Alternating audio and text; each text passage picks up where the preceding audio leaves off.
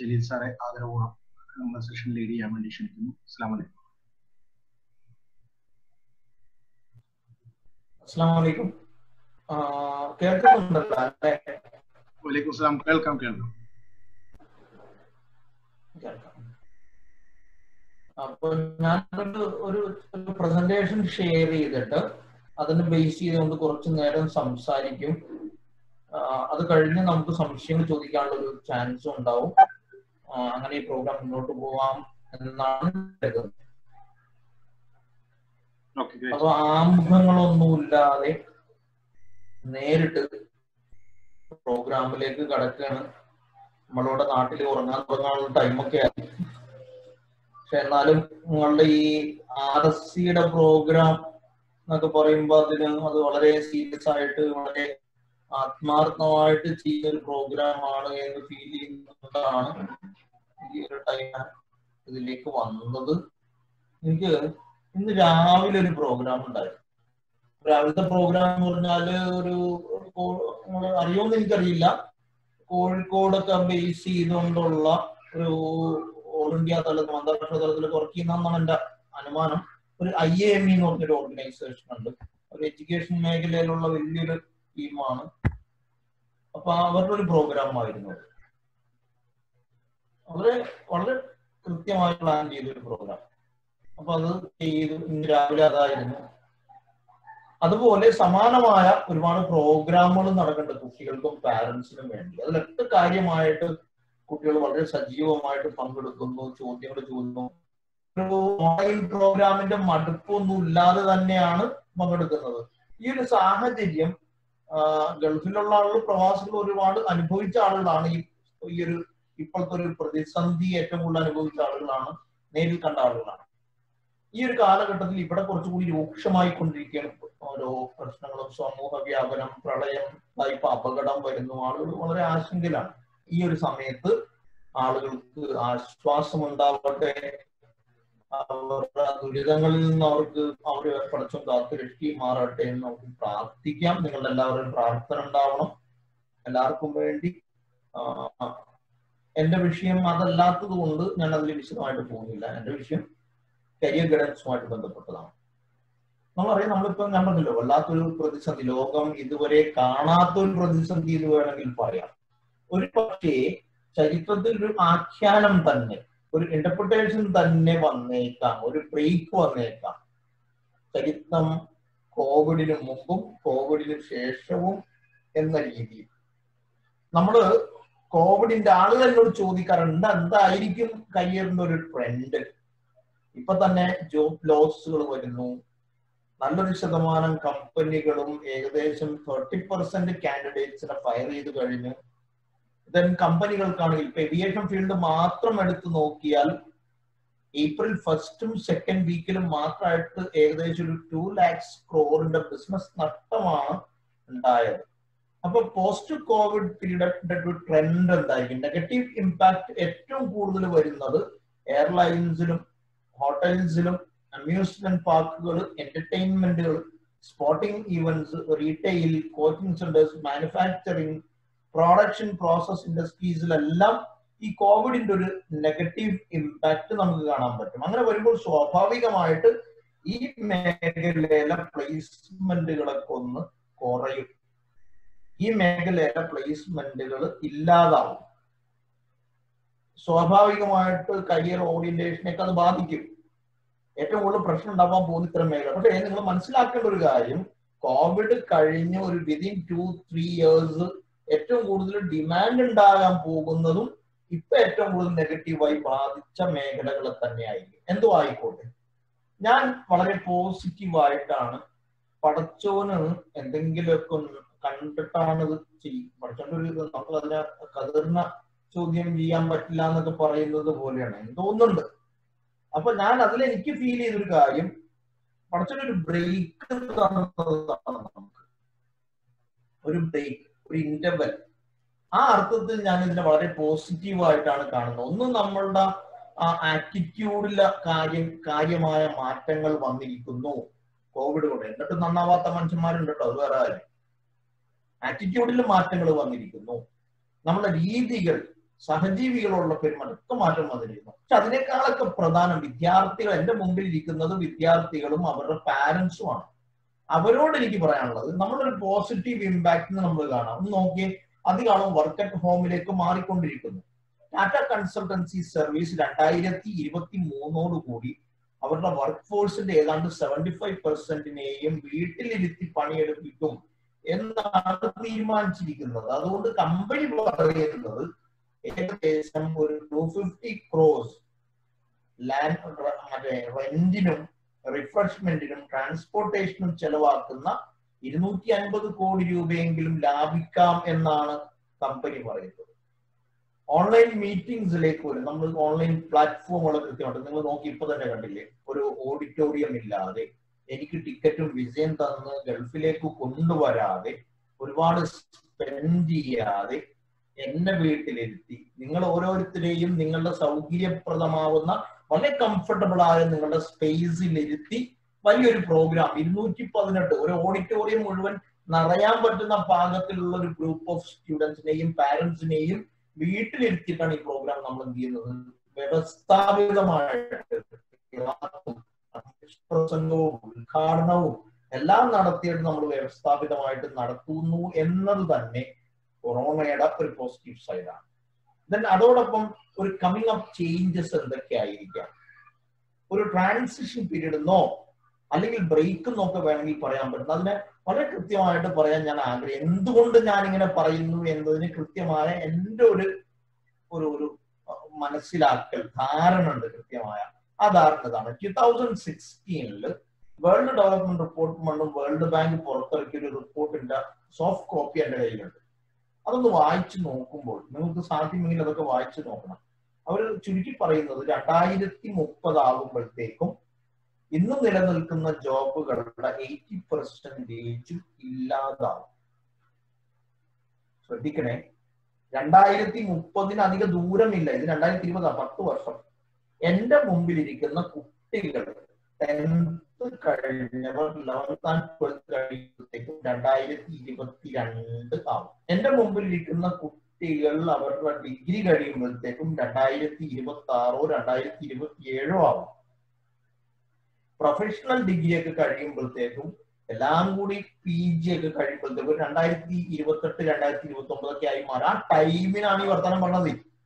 80% ജോബ്സും ഇല്ലാതാവും. Block ചെയിനുകളും bit കോയിനും ട്രാൻസ്പോർട്ടേഷനിലും automobile ഇൻഡസ്ട്രീസിലെ മാറ്റങ്ങൾ വളരെ ചുരുക്കി പറഞ്ഞാൽ എനർജി, നമുക്ക് ഗൾഫിലുള്ള ആളുകൾക്കൊക്കെ പെട്ടെന്ന് മനസ്സിലാവും. എനർജി ഇക്കണോമിക്സിന്റെ രീതിശാസ്ത്രം തന്നെ മാറുകയാണ്. ആർട്ടിഫിഷ്യൽ ഇന്റലിജൻസും ബിഗ് ഡേറ്റയെ കുറിച്ച് പറയുന്നത് അടുത്ത നൂറ്റാണ്ടിന്റെ ഓയിലാണ് ബിഗ് ഡേറ്റ. ഇനി ഒരു മഹായുദ്ധം ഉണ്ടാവുന്നുവെങ്കിൽ അത് ഒന്നുകിൽ ജലസ്രോതസ്സുകളെ കുറിച്ചോ ബിഗ് ഡേറ്റയെ കുറിച്ചോ അധിഷ്ഠിതമായിട്ടോ ആയിരിക്കും. ഇന്റർനെറ്റ് ഓഫ് തിങ്സും ഇ ലേണിംഗ് പ്ലാറ്റ്ഫോമുകളുടെ കടന്നുകയറ്റവും സോഫ്റ്റ്വെയർ ഡെവലപ്മെന്റിലെ പുത്തൻ പ്രവണതകളും ഇലക്ട്രോണിക്സ് ആൻഡ് കമ്മ്യൂണിക്കേഷനിലെ ഏറ്റവും ലേറ്റസ്റ്റ് ആയ ഡെവലപ്മെന്റ്സും ഓട്ടോമേഷനും എല്ലാം കൂടി ചേർന്ന് ലോകത്തെ വേറൊരു ലെവലിലേക്ക് കൊണ്ടുപോകും. ഈ 2020 2030 നടക്കാൻ പോകുന്ന മാറ്റങ്ങൾക്ക് മുമ്പ് മാനസികമായും ഭൗതികമായും ഇന്റലക്ച്വലായും നമ്മൾ ചേഞ്ച് ചെയ്യാനുള്ള ഒരു ട്രാൻസിഷൻ പീരീഡ് ആയിരുന്നു ഇത് എന്നാണ് ഞാൻ മനസ്സിലാക്കുന്നത്. അതുകൊണ്ട് നമ്മളെ സംബന്ധിച്ചിടത്തോളം ഇത് ചെയ്യണം. RSC റെപ്രസെന്റ് ചെയ്യുന്ന IMM RSC ഒക്കെ റെപ്രസെന്റ് ചെയ്യുന്ന എനിക്കറിയാം ആ ഒരു ഗ്രൂപ്പ് ചെയ്യുന്ന കുറെ വർത്തമാനങ്ങളുണ്ട്. വളരെ നിശബ്ദമായ ഒച്ചയും ബഹളമൊന്നും ഉണ്ടാക്കാണ്ട് കൊട്ടിഘോഷങ്ങളില്ലാതെ വരുത്തുന്ന കുറെ മാറ്റങ്ങൾ, വിദ്യാഭ്യാസപരമായ മാറ്റങ്ങൾ, അത് ഞാൻ നേരിട്ട് കണ്ടൊരു അനുഭവിച്ചറിഞ്ഞ ഒരാളാണ് ഞാൻ. എനിക്ക് മനസ്സിലായ ഒരാളാണ്. അതുകൊണ്ട് ടീം ഡിസ്കഷനിലൊക്കെ നമുക്കത് കേൾക്കാനും അറിയാനും പറ്റിയിട്ടുണ്ട്. അതുകൊണ്ട് അത്തരം മാറ്റങ്ങളെ ഉൾക്കൊണ്ടുകൊണ്ടിട്ട് മനസ്സിലാക്കിയിട്ടുണ്ട് 2020 2030 നമ്മള് കുറെ അധികം കാര്യങ്ങൾ ചെയ്യാണ്ട്. ഇപ്പോഴത്തെ വിദ്യാർത്ഥികളോട് എനിക്ക് പറയാനുള്ളത്, ഈ വരാൻ പോകുന്ന മാറ്റങ്ങളെ മുന്നിൽ കണ്ടുകൊണ്ടായിരിക്കണം നിങ്ങളുടെ കയ്യെ ചോയ്സസ് പ്ലാൻ ചെയ്യേണ്ടത്. ഈ പാലറ്റ് എന്ന് പറഞ്ഞൊരു സംവിധാനമാണ് ടൊയോട്ട പുറത്തിറക്കാൻ പോകുന്ന ഡ്രൈവർലെസ് ഓട്ടോമേറ്റഡ് വെഹിക്കിൾ. ദുബായിൽ ഒരു മിനിയേച്ചർ ഇറക്കിയിരുന്നു ഓട്ടോണമസ് ഫോർഡ് എന്നുള്ള പേരിൽ. 2022 ആകുമ്പോഴത്തേക്കും ഇത് വാഹനം ഈ ടൊയോട്ട ഇറക്കാൻ തീരുമാനിച്ചു. അപ്പോഴത്തേക്കും കോവിഡ് വന്നു. അപ്പൊ ഒന്ന് നീട്ടി വെച്ചു. 2019 2018 ഓട്ടോ ഷോകളില്ല പ്രധാനപ്പെട്ട ഇനങ്ങളിൽ ഒന്നായിരുന്നു. പക്ഷേ സംഭവിച്ചത് എന്താ? കോവിഡ് വന്നപ്പോഴത്തേക്കും ചൈന ഒരു പിടി കൂടി മുന്നിൽ കടന്ന് ഈ വാഹനം അവര് നിരത്തിൽ ഇറക്കി കഴിഞ്ഞു. ഇതിൽ നമുക്ക് കസ്റ്റമൈസ് ചെയ്യാം. കസ്റ്റമറിന്റെ ഇൻട്രസ്റ്റിനനുസരിച്ച് ഷെൽവുകളും പിസ്സ ഹട്ടും ഇതിനെ വ്യവസായത്തിന്റെ ഭാഗമാക്കുന്നതിനെ കുറിച്ച് ചർച്ച തുടങ്ങിക്കഴിഞ്ഞു, അവരുടെ ബിസിനസിന്റെ ഭാഗമാക്കുന്നതിനെ കുറിച്ച്. അങ്ങനെ വന്നാൽ നമ്മുടെ നിരത്തുകളിൽ പിസ്സ ഹട്ടിന്റെ ഡെലിവറി വാൻസ് ഇങ്ങനെ നിർബാധം സഞ്ചരിച്ചുകൊണ്ടേയിരിക്കും. ആർട്ടിഫിഷ്യൽ ഇന്റലിജൻസ് ഞാനിങ്ങനെ ആലോചിക്കും, ഒരു 10-15 കൊല്ലം കഴിയുമ്പോഴത്തേക്കും AI റോബോട്ടിക്സ് ഒക്കെ നമ്മുടെ നിത്യജീവിതത്തിന്റെ ഭാഗമായി മാറി. ഇപ്പൊ തന്നെ തുടങ്ങി. അടുത്ത 2 വർഷം 2021-2022 36% ആനുവൽ ഗ്രോത്ത് ആണ് ആർട്ടിഫിഷ്യൽ ഇന്റലിജൻസിൽ മാത്രം പ്രതീക്ഷിക്കുന്നത്. 2025 ഇതിന്റെ മാർക്കറ്റ് വാല്യൂ വിപണി മൂല്യം ഏകദേശം $300 ബില്യൺ ഉയരും. കഴിഞ്ഞ കൊല്ലം അത് വെറും $1.26 ബില്യൺ ആയിരുന്നു എന്നിടത്ത് നിന്ന് 5-6 കൊല്ലം കൊണ്ട് 300 മടങ്ങ് 300 മടങ്ങിലേക്ക് ഡെവലപ്പ് ചെയ്യുന്ന ഒരു മാജിക് നിങ്ങളൊന്ന് ആലോചിച്ച് നോക്കിയേ. അപ്പൊ ചോദിക്കുക, എന്താ ഈ സാധനം എന്ന് ചോദിക്കും. റോബോട്ടിക്സും AI കൂടി മിക്സ് ചെയ്തത്. ആസ്റ്റർ മെഡിസിറ്റിൽ, കൊച്ചി ആസ്റ്റർ മെഡിസിറ്റിൽ നിങ്ങൾ ചെന്ന് ഡോക്ടറെ കൺസൾട്ട് ചെയ്ത് കഴിഞ്ഞാൽ പ്രിസ്ക്രിപ്ഷൻ നേരെ ഫാർമസിയിലേക്ക് ഫോർവേഡ് ചെയ്തിട്ടുണ്ടാവും, ഓട്ടോമാറ്റിക് ആയിട്ട് അയച്ചിട്ടുണ്ടാവും. അവിടെ എത്തുമ്പോഴത്തേക്കും നമുക്ക് വേണ്ടി മെഡിസിൻസ് തെരഞ്ഞെടുത്ത് പാക്ക് ചെയ്ത് വെക്കുന്നത് റോബോട്ടുകളായിരിക്കും. അപ്പൊ ഫാർമസിസ്റ്റുകളായിട്ടുള്ള ഒരു തീരുമാനമായി തൃശ്ശൂർ നിർത്താൻ പറഞ്ഞ പ്രോഗ്രാം ചെയ്യുമ്പോൾ. മറ്റൊന്ന്, കസ്തൂർബ മെഡിക്കൽ കോളേജിൽ പോയിരുന്നു ഞാൻ കുറെ മുമ്പ്. അവിടുത്തെ മൈക്രോ സർജറികളിൽ ഡോക്ടർമാരെ കൂടെ നിന്ന് സഹായിക്കുന്നത് റോബോട്ടുകളാണ്. രസകരമായ മാറ്റങ്ങളാണ് മെഡിക്കൽ ഫീൽഡിൽ വരാൻ പോകുന്നത്. ഓൺലൈൻ സൂപ്പർ മാർക്കറ്റ് അത്ഭുതമല്ല. എല്ലാവർക്കും നമ്മുടെ നാട്ടില് ഗൾഫില് ഒക്കെ ഓൺലൈൻ സൂപ്പർ, നമ്മൾ മൊബൈൽ ആപ്പ് ഓപ്പൺ ചെയ്ത് നമ്മൾ അതിൽ ഓർഡർ പ്ലേസ് ചെയ്ത് കഴിഞ്ഞാൽ വളരെ കൃത്യമായിട്ട് നമ്മളുടെ സ്പേസിലേക്ക് സാധനങ്ങൾ എത്തിക്കുന്ന സംവിധാനങ്ങൾ ആയിക്കഴിഞ്ഞു. പക്ഷെ ഇതിൽ രസം, ഒക്കാഡോ എന്ന് പറഞ്ഞ സൂപ്പർ മാർക്കറ്റിന്റെ പ്രത്യേകത, അവരുടെ വെയർഹൗസിൽ നമ്മൾ ഓർഡർ ചെയ്യുന്ന സാധനങ്ങൾ അത് പാക്ക് ചെയ്ത് നമുക്ക് വേണ്ടി തയ്യാറാക്കുന്നത് റോബോട്ടുകളാണ്. 2 കൊല്ലം മുമ്പ് ജെഫ് ബെസോസ്, ആമസോണിന്റെ ജെഫ് ബെസോസ് ഒരു തീരുമാനം എടുത്തൊരു കാര്യം നടപ്പാക്കിയത് എന്താണെന്നറിയോ? $320 മില്യൺ $320 ദശലക്ഷം ഒരു റോബോട്ടിനെ നിർമ്മിക്കുന്ന കമ്പനി വാങ്ങി. അപ്പൊ എല്ലാവരും വിചാരിച്ചു ഇയാൾ കമ്പനി റോബോട്ട് ഉണ്ടാക്കി വിൽക്കലാണോ ഇയാളുടെ പണി എന്ന് ആലോചിച്ചു. ജെഫ് ബെസോസ് ഉടനെ തന്നെ കമ്മ്യൂണിക്കേറ്റ് ചെയ്തു, അടുത്ത 2-3 കൊല്ലം കഴിയുമ്പോഴത്തേക്കും ആമസോണിന്റെ ഡെലിവറി ബോയ്സ് റോബോട്ടുകളായി. നിങ്ങളൊന്ന് ആലോചിച്ച് നോക്കിയ, ഈ കൂട്ടത്തിൽ ഒരുപാട് വിദ്യാർത്ഥികളുണ്ട്.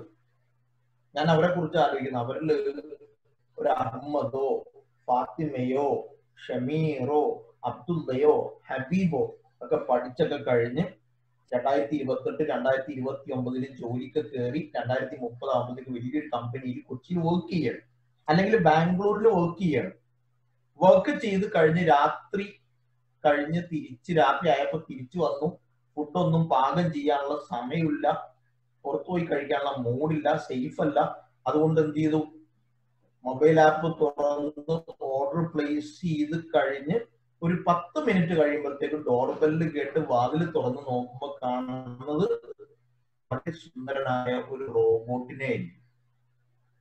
നമുക്കൊരു യുവർ പാക്കേജ് എന്നൊക്കെ പറഞ്ഞ് നമുക്ക് പാക്കേജ് ഒക്കെ കൈമാറുന്ന ഒരു 2030 ടെക്നോളജിക്കൽ ചേഞ്ചസിനെ കുറിച്ച് ആലോചിച്ചു. ഹൈപ്പർലൂപ്പ്, ഇലോൺ മസ്ക് എന്ന് പറഞ്ഞ ഒരാള് പ്രായോഗികമായി തെളിയിച്ചൊരു സാധനമാണ്, ടെക്നോളജിയാണ് പലതും.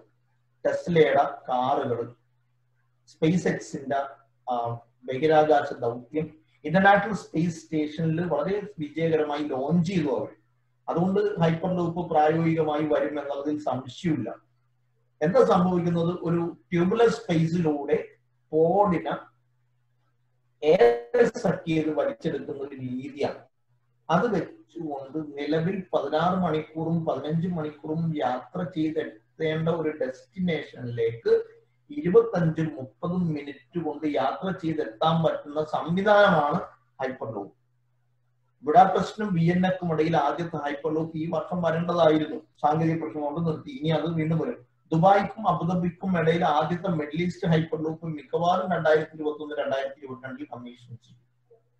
ഞാൻ കുട്ടികളോട് പറയുന്നത്, നിങ്ങൾ സങ്കല്പിക്കുന്ന കാണാൻ പോകുന്ന ലോകം എൻറ്റയർലി ഡിഫറെന്റ് ആയ ഒരു പ്ലാനറ്റ് ആയിരിക്കും. Entirely different.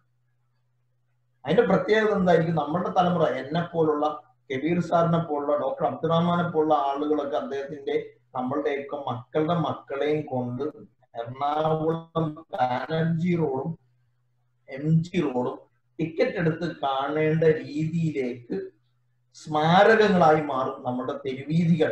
ആ രീതിയിലേക്കാണ് ടെക്നോളജി ഡെവലപ്പ് ചെയ്യുന്നത്. സോളാർ കാറുകൾ, അമേരിക്കയിലെ 2 നില 3 നില ബിൽഡിങ്ങുകളെല്ലാം, വാളുകളെല്ലാം 3D പ്രിന്റിംഗ് മെഷീൻസ് ഉപയോഗിച്ച് പ്രിന്റ് ചെയ്ത് പോവുകയാണ്. ആ രീതിയിലേക്കാണ് ടെക്നോളജികൾ എന്ത് ചെയ്യുന്നത്, വളർന്നു വരുന്നത്. ഇപ്പൊ പറയുന്നു നമ്മുടെ ആന്തരികവും ബാഹ്യവുമായ അവയവങ്ങളെ 3D പ്രിന്റിംഗ് ടെക്നോളജി ഉപയോഗിച്ച് പ്രിന്റ് ചെയ്തെടുക്കാം എന്നാണ് പറയുന്നത്. ആ ഒരു രീതിയിലേക്കാണ് ടെക്നോളജി ഡെവലപ്പ് ചെയ്യാൻ പോകുന്നത്. ഞാൻ കുഞ്ഞുങ്ങളെ, മക്കളെ, പാരന്റ്സ്, രക്ഷിതാക്കളെ ആർട്ടിഫിഷ്യൽ ഇന്റലിജൻസും ഡിജിറ്റലാണ് വളരെ, നിങ്ങളൊന്ന് ആലോചിച്ച് നോക്കിയാൽ നമ്മുടെ മക്കൾ പത്രം വായിക്കുന്നത് പണ്ടേ ഇല്ല, പത്രങ്ങൾ വായിക്കുന്നത്, TV കാണുന്നതും കുറയുകയാണ്. കാരണം പത്രവും ടിവിയും ക്ലോക്കും മൊബൈൽ ക്യാമറയും വീഡിയോ ക്യാമും എഡിറ്റിംഗ് സ്യൂട്ടും എല്ലാം ഒരൊറ്റ വെർട്ടിക്കൽ മെഷീനിലേക്ക് എന്ത് ചെയ്തൊക്കെയാണ് മാറിയിരിക്കണം. അപ്പൊ വെർട്ടിക്കൽ കമ്മ്യൂണിക്കേഷന്റെ ഒരു ഡെവലപ്മെന്റ് സ്ഥായിയായ കുറെ മാറ്റങ്ങൾ ഉണ്ടാക്കും. ഹെൽത്ത് കെയർ മേഖലയിൽ റോബോട്ടുകൾ എൻഗേജ് ചെയ്യുന്നത്, ഓൺലൈൻ ബിസിനസ്സുകൾ, ഒക്കെയുടെ പോലുള്ള മാർക്കറ്റുകൾ, ദെൻ ബ്ലോക്ക് ചെയിന്റെ വരവ്, സോളാർ കാറുകൾ ഉണ്ടാക്കുന്നത്, റോബോട്ടുകളെ ഓട്ടോമൊബൈൽ ഇൻഡസ്ട്രീസിൽ ഉപയോഗിക്കുന്നത്. നിങ്ങൾ ഈ അടുത്ത് വായിച്ചിട്ടുണ്ടാവും, ടൊയോട്ടയുടെ ഒരു പ്ലാന്റില്, ടോക്കിയോയിലുള്ള ഒരു പ്ലാന്റില് റോബോട്ട് അടുത്ത് നിൽക്കുന്ന ആളെ മനുഷ്യനെ പിടിച്ചമർത്തി കൊന്നുകളഞ്ഞു, എരിച്ചു കൊന്നുകളഞ്ഞു. റോബോട്ടിനെ തൂക്കിക്കൊല്ലാൻ പറ്റില്ലല്ലോ, പട്ടിണിക്കിടാനും പറ്റില്ല, ജീവപര്യന്തം ശിക്ഷിച്ചിട്ടും കാര്യമില്ല. അവിടെ ചെയ്യാൻ പോകുന്നത് കോമ്പൻസേറ്റ് ചെയ്യാന്നുള്ളത്. അപ്പൊ റോബോട്ടിക് പുതിയ ലോകളും നിയമങ്ങളും വരും. ദെൻ ഇ ലേണിംഗ് പ്ലാറ്റ്ഫോമുകളുടെ ആധിക്യം, റിന്യൂവബിൾ എനർജി പോലുള്ള എനർജി റിസോഴ്സസിന്റെ സബ്സ്റ്റിറ്റ്യൂട്ടുകളെ കുറിച്ചുള്ള ചർച്ചകൾ, ഇതൊക്കെ ആണെങ്കിലും മാറാതെ നിൽക്കുന്ന ഒരുപാട് കരിയേഴ്സ് ഉണ്ട് കേട്ടോ. ഇ ലേണിംഗ് പ്ലാറ്റ്ഫോമുകളൊക്കെ വന്നാൽ പോലും കുട്ടികൾ ടീച്ചർമാരായിട്ട് സംവദിക്കുന്നതിലാണ് കൂടുതൽ കംഫർട്ട് ആവുന്നത്. Research and development, day care സെന്ററുകൾ, ലീഗൽ കരിയേഴ്സിൽ ചില മാറ്റങ്ങളോടെ പുതിയ കരിയർ, പുതിയ ഓപ്ഷൻസ് വരും. ആഡ് ഓൺ കോഴ്സുകളോടെ എഞ്ചിനീയറിംഗ്, എൻവയൺമെന്റ് സയൻസും ഹെൽത്ത് കെയർ മേഖലകളും ഫിനാൻസും ഫുഡ് ആൻഡ് ബീവറേജസ് പ്രോസസ്സിംഗ് ഉണ്ടാക്കിയെടുക്കുന്ന കമ്പനികൾ, പാക്കഡ് ഫുഡുകൾ ഉണ്ടാക്കുന്നത്, സൈക്കോളജിസ്റ്റുകൾ, സോഷ്യൽ ഡെവലപ്മെന്റ് ആക്ടിവിസ്റ്റുകളുടെയൊക്കെ ഒരു ഡിമാൻഡ്, ഇതൊക്കെ നിലനിൽക്കും. അതൊക്കെ അങ്ങനെ തന്നെ ഉണ്ടാവും. ചെറിയ മാറ്റങ്ങൾ ഉണ്ടാവുന്നേ ഉള്ളൂ. ഞാൻ പറയുന്നത് ഒരു വലിയ പ്രളയം വരാൻ പോകുന്നു, വലിയ മാറ്റങ്ങൾ വരാൻ പോകുന്നു എന്ന് പറയുന്നത് കണ്ണടച്ച് തുറക്കുമ്പോഴത്തേക്കും ഭയങ്കര, പ്രത്യേകിച്ച് നമ്മുടെ നാട്ടില് അത്ര പെട്ടെന്നൊന്നും അങ്ങനെ ഒരു മാറ്റങ്ങൾ പെട്ടെന്ന് ഉണ്ടായിക്കൊള്ളുന്നില്ല. മെട്രോകളെ ഫോക്കസ് ചെയ്തുകൊണ്ടായിരിക്കും. നിങ്ങൾ ശ്രദ്ധിക്കേണ്ടത്, ഞാനിപ്പോ വായിച്ചുകൊണ്ടിരിക്കുന്ന ഒരു പുസ്തകമുണ്ട്, മെക്കൻസി എന്ന് പറഞ്ഞ വലിയ സാമ്പത്തിക കൺസൾട്ടൻസി സർവീസസ് പുറത്തിറക്കിയ ഒരു survey report, no ordinary disruption എന്ന് പറയും. ഒരു 2025 കൂടി ഇന്നുള്ള പട്ടണങ്ങൾ, ഇന്ന് ഗ്രാമങ്ങൾ, റൂറൽ പോപ്പുലേഷൻ അർബൺ ഇതിലേക്ക് ചേക്കേറുന്ന ഒരു അവസ്ഥ എന്നൊക്കെയാണ് പറയുന്നത്. അങ്ങനെ വരുമ്പോൾ സ്വാഭാവികമായിട്ടുണ്ടാവുന്ന മാറ്റങ്ങളുണ്ട്. ഈ മാറ്റങ്ങൾ ഉൾക്കൊള്ളാൻ നമ്മൾ പഠിക്കണം. 2025-2030 കാര്യമാത്ര പ്രസക്തമായ ഒരു ടെക്നോളജിക്കൽ ഡിസ്റപ്ഷനുകൾ ഉണ്ടാവും, മാറ്റങ്ങൾ ഉണ്ടാവും. ഈ മാറ്റങ്ങളെ ഉൾക്കൊണ്ടുകൊണ്ട് കരിയർ ഡെവലപ്പ് ചെയ്യാൻ നമുക്ക് പറ്റുന്നതുകൊണ്ട് 2025 ഇപ്പോഴുള്ള വിദ്യാർത്ഥികളും ഇപ്പോഴുള്ള പാരന്റ്സും 2025-2030 വരാൻ പോകുന്ന കരിയർ ചേഞ്ചസിനെ മുന്നിൽ കണ്ടുകൊണ്ട് കരിയർ ചോയ്സസിനെ പ്ലാൻ ചെയ്യണം. അത് എങ്ങനെ പ്ലാൻ ചെയ്യണം എന്നുള്ളതാണ് ഡോക്ടർ യമുന കൃഷ്ണൻ ചെയ്തതിനെ കുറിച്ച് ഞാൻ പറയുന്നത്. Infosys award, Indian Nobel prize എന്നറിയപ്പെടുന്ന ഇൻഫോസിസ് അവാർഡ് കരസ്ഥമാക്കി 67 ലക്ഷം രൂപ പ്രൈസ് മണി വാങ്ങിയ ആളാണ്. ചെയ്തത് എന്താണ്?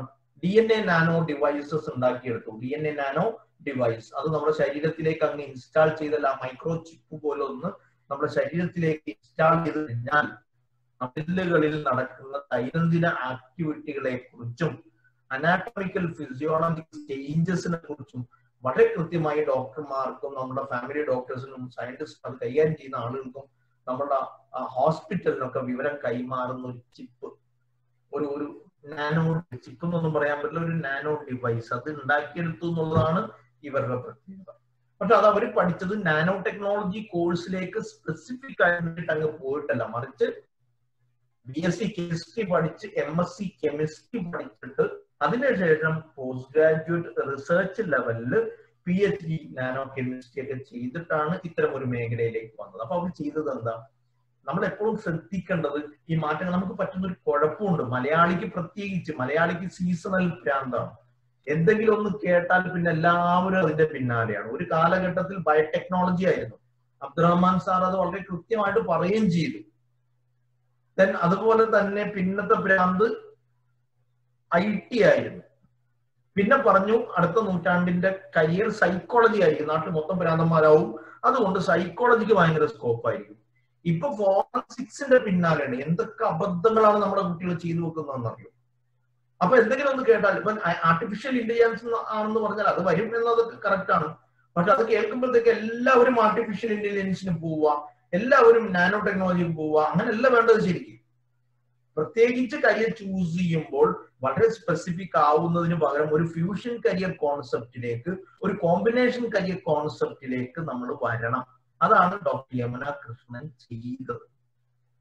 നിങ്ങൾ ശ്രദ്ധിക്കേണ്ടത് ഒരു ഗ്രാസ് റൂട്ട് ലെവൽ ചേഞ്ചുകൾ ഭയങ്കരമായിട്ടുണ്ട്. ഡിജിറ്റൽ മാർക്കറ്റിംഗിന്റെ പ്രസക്തി കൂടുന്നത്, വെർട്ടിക്കൽ കമ്മ്യൂണിക്കേഷൻ കൂടുന്നത്, മൊബൈൽ ആപ്പുകൾ, വീഡിയോ കമ്മ്യൂണിക്കേഷൻസിന്റെ പ്രത്യേകതകൾ, ലോവർ ക്ലാസും ലോവർ മിഡിൽ ക്ലാസിന്റെ ഒക്കെ ഒരു ഗ്രോത്ത്, റൂറൽ ഇക്കണോമിക് ക്ലസ്റ്റേഴ്സിന്റെ ഫോർമേഷനൊക്കെ ഒരർത്ഥത്തിൽ നമ്മളുടെ സാമൂഹിക സാമ്പത്തിക പരമായ ധാർമ്മികമായ ഒരുപാട് മാറ്റങ്ങൾ നമ്മുടെ സൊസൈറ്റിയിൽ ഉണ്ടാക്കും. അതുകൊണ്ട് ഫ്യൂഷൻ കരിയേഴ്സും കോമ്പിനേഷൻ കരിയേഴ്സിനെ കുറിച്ചൊക്കെ മാറ്റങ്ങൾ എന്തൊക്കെയാണ് വരാൻ പോകുന്നത് ചിന്തിക്കണം. കുറെ ഓപ്ഷൻസ് ഉണ്ട്. നമുക്ക് 10th കഴിഞ്ഞാലും +2 കഴിഞ്ഞാലും, 10th കഴിഞ്ഞാൽ നമുക്ക് സയൻസ് സ്ട്രീമാണ് എടുക്കുന്നതെങ്കിൽ അങ്ങനെ ആവാം, കൊമേഴ്സ് സ്ട്രീം ആണെങ്കിൽ അങ്ങനെ ആവാം, ദെൻ ഹ്യൂമാനിറ്റീസ് ആണെങ്കിൽ അങ്ങനെ ആവാം. ഇനി +2 തലത്തിൽ biology, physics, chemistry, biology, maths ആളുകൾ, ബയോമാത്സ്, ഫിസിക്സ്, കെമിസ്ട്രി, മാത്സ് എടുത്തിട്ട് ബയോളജി ഒഴിവാക്കിയ ആളുകൾ, ഫിസിക്സ്, കെമിസ്ട്രി, ബയോളജി എടുത്തിട്ട് മാത്സ് ഒഴിവാക്കിയ ആളുകൾ. ഇങ്ങനെ നമുക്ക് ഓപ്ഷൻ എടുക്കാം.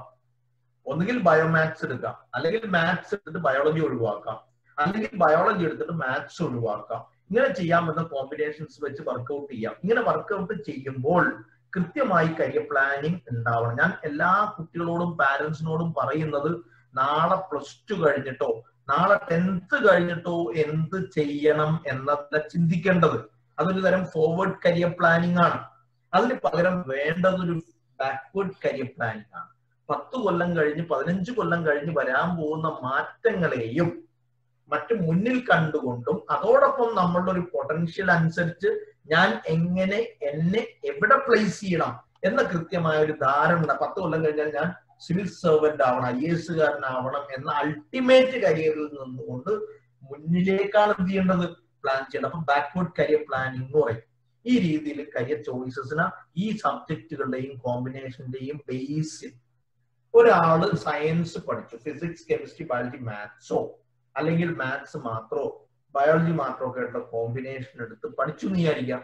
അയാൾക്ക് എഞ്ചിനീയറിംഗ്, മെഡിസിൻ ഒന്നും വേണ്ട എങ്കിൽ ഡിഗ്രികൾ എടുക്കാം. ഡിഗ്രികൾ തന്നെ നമുക്കൊരു 3 or 4 കാറ്റഗറി ആയിട്ട് ഡിവൈഡ് ചെയ്യാം.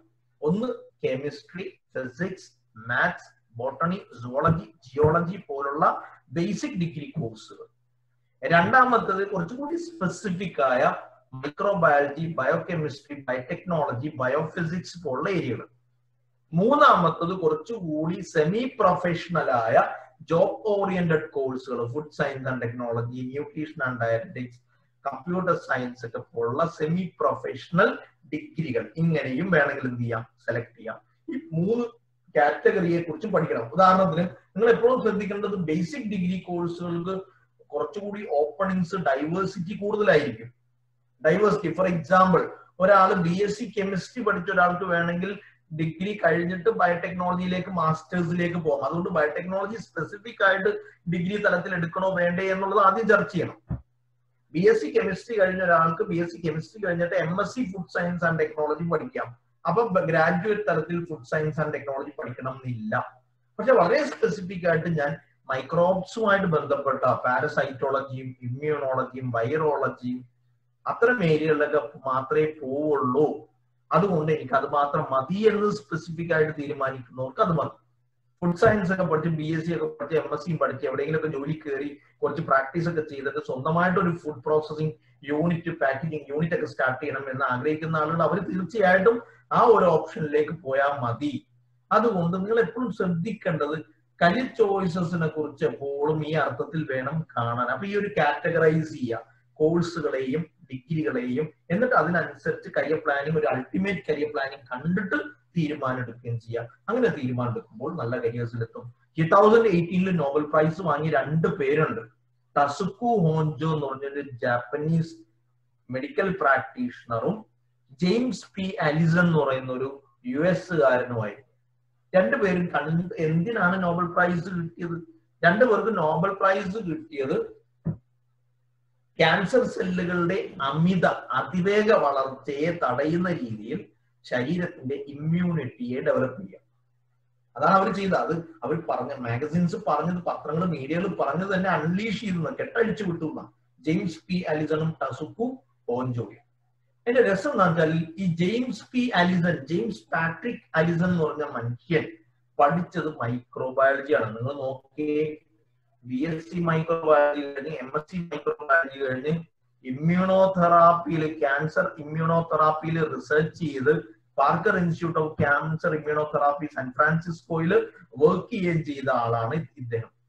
എന്നിട്ടാണ് അദ്ദേഹം ഈ ഒരു കണ്ടുപിടുത്തത്തിലേക്ക് ടസുക്കു ഹോൻജോയുമായി ചേർന്ന് വരുന്നത്. നിങ്ങൾ ആലോചിച്ച് നോക്കിയേ, മൈക്രോബയോളജി കഴിഞ്ഞാലും നിങ്ങൾക്ക് ക്യാൻസർ റിസർച്ചിലേക്ക് വരാം. അതിന് മെഡിസിൻ പഠിക്കണം എന്നില്ല. ഈ ഒരു ഓപ്ഷനിലേക്ക് വരാൻ മെഡിസിൻ പഠിക്കണമെന്ന് നിർബന്ധമൊന്നുമില്ല. അപ്പൊ മൈക്രോബയോളജി കഴിഞ്ഞിട്ടാവാം. അപ്പൊ സ്പെസിഫിക് ആയിട്ട് ഇത്ര ഏരിയകളിലേക്ക് നമുക്ക് മാറാം. ദെൻ നമുക്ക് ഇത് ജനറൽ ഡിഗ്രികൾ, അതിൽ നിങ്ങൾ എപ്പോഴും ശ്രദ്ധിക്കുന്നത്, ഇപ്പൊ ബയോളജി ആണ് നിങ്ങൾ എടുക്കുന്നെങ്കിൽ, സുവോളജി ആണെങ്കിൽ 250-ലധികം കരിയർ ഓപ്ഷൻസ് ഉണ്ട്.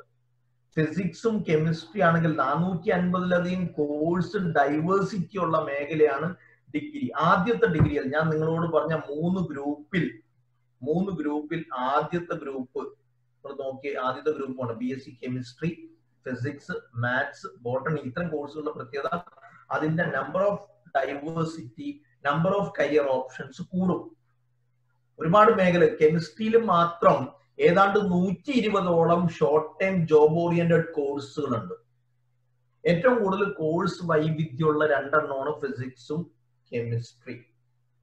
സുവോളജിയിൽ നമുക്ക് വ്യത്യസ്തമായ കുറെ മേഖലകൾ കാണാം. അപ്പൊ ഇതിൽ ഏതെടുക്കണം? നമുക്ക് സുവോളജി എടുത്തിട്ട് ന്യൂട്രീഷൻ ആൻഡ് ഡയറ്ററ്റിക്സിലേക്ക് പോവാം.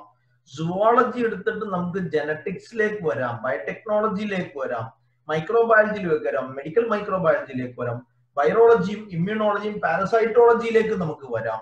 അപ്പൊ അതിൽ ഏതെടുക്കണം എന്നതിനെ കുറിച്ചൊരു ധാരണ നേരത്തെ ഉണ്ടാക്കിയിട്ട് വേണം ഡിഗ്രി സെലക്ട് ചെയ്യാൻ. അല്ലാതെ ചാടി പിടിച്ച് ഏതെങ്കിലും ഒരു ഡിഗ്രി ചെയ്തിട്ട് കാര്യമില്ല. ദെൻ അങ്ങനെ നോക്കുമ്പോൾ നിങ്ങൾ നോക്കിയ ഓരോന്നും എടുത്ത് നോക്ക്. PCB ആണ് സ്പെസിഫിക് ആയിട്ട് ഒരാൾ പോകുന്നത് എങ്കിൽ PCBയിൽ നിന്ന് അയാൾക്ക് physics, chemistry, biology orientation MBBS ആവാം, ആയുർവേദ ആവാം, ഹോമിയോ ആവാം, സിദ്ധ മെഡിസിൻ ആവാം, യുനാനി മെഡിസിൻ ആവാം.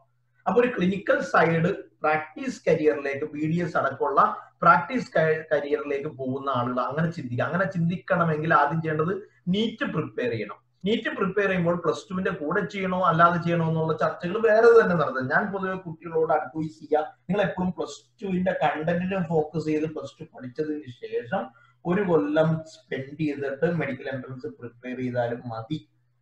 അത് ചെയ്താൽ മതി, അല്ലാതെ ആദ്യം തന്നെ അത് ചെയ്യണമെന്നില്ല.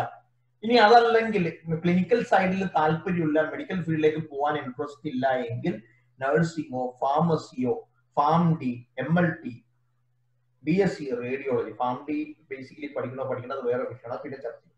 BSc nursing, B.Pharm, MLT, radiology, ഈ 4 കോഴ്സുകൾക്ക് ഒരു പ്രത്യേകത. നമ്മൾ ഇതിനെ വീണ്ടും നമുക്ക് കാറ്റഗറൈസ് ചെയ്യാം. പാരാമെഡിക്കൽ കോഴ്സസിനെ നമുക്ക് വീണ്ടും സബ്ഡിവൈഡ് ചെയ്യാം. അതിൽ ശ്രദ്ധിക്കേണ്ടത് എന്താ? നഴ്സിംഗും ഫാർമസിയും ലാബ് ടെക്നോളജിയും റേഡിയോളജിയും കഴിഞ്ഞാൽ ജോലിക്ക് കയറാം. പഠിച്ചതിന്റെ പിറ്റേ ദിവസം തന്നെ ജോലിക്ക് കയറാം എന്നുള്ളതാണ് അതിന്റെ പ്രത്യേകത. ഇതിന് അതോടൊപ്പം വൈവിധ്യങ്ങളിലേക്ക് പോവുകയാണെങ്കിൽ ആവാം. ഇപ്പൊ BSc നഴ്സിംഗ് കഴിഞ്ഞ ഒരാൾക്ക് ജനറ്റിക്സിലേക്ക് വരാം, നഴ്സിംഗ് കഴിഞ്ഞ ഒരാൾക്ക് ഹെൽത്ത് കെയർ മാനേജ്മെന്റിലേക്ക് വരാം, നഴ്സിംഗ് കഴിഞ്ഞ ഒരാൾക്ക് ജെറന്റോളജിയിലേക്ക് വരാം, ബിഫാം കഴിഞ്ഞ ഒരാൾക്ക് ബിഫാം കഴിഞ്ഞിട്ട് ബയോടെക്നോളജിയിലേക്ക് വരാം. അപ്പൊ ബേസിക്കലി നേരത്തെ അബ്ദുറഹ്മാൻ സാറ് പറഞ്ഞൊരു സാധനമുണ്ട്, ഡിഗ്രി തലത്തിൽ ബയോടെക്നോളജി പഠിക്കേണ്ടതില്ല, പഠിച്ചാൽ ജോലി കിട്ടില്ല എന്ന് നോക്കി പറയാൻ കാരണം ഇതാണ്. ശരിക്കും ബയോടെക്നോളജി എന്ന് പറഞ്ഞാൽ ജീൻ മാനിപ്പുലേഷൻ ആണ്, DNA മാനിപ്പുലേഷൻ ആണ്, റീസ്ട്രക്ചർ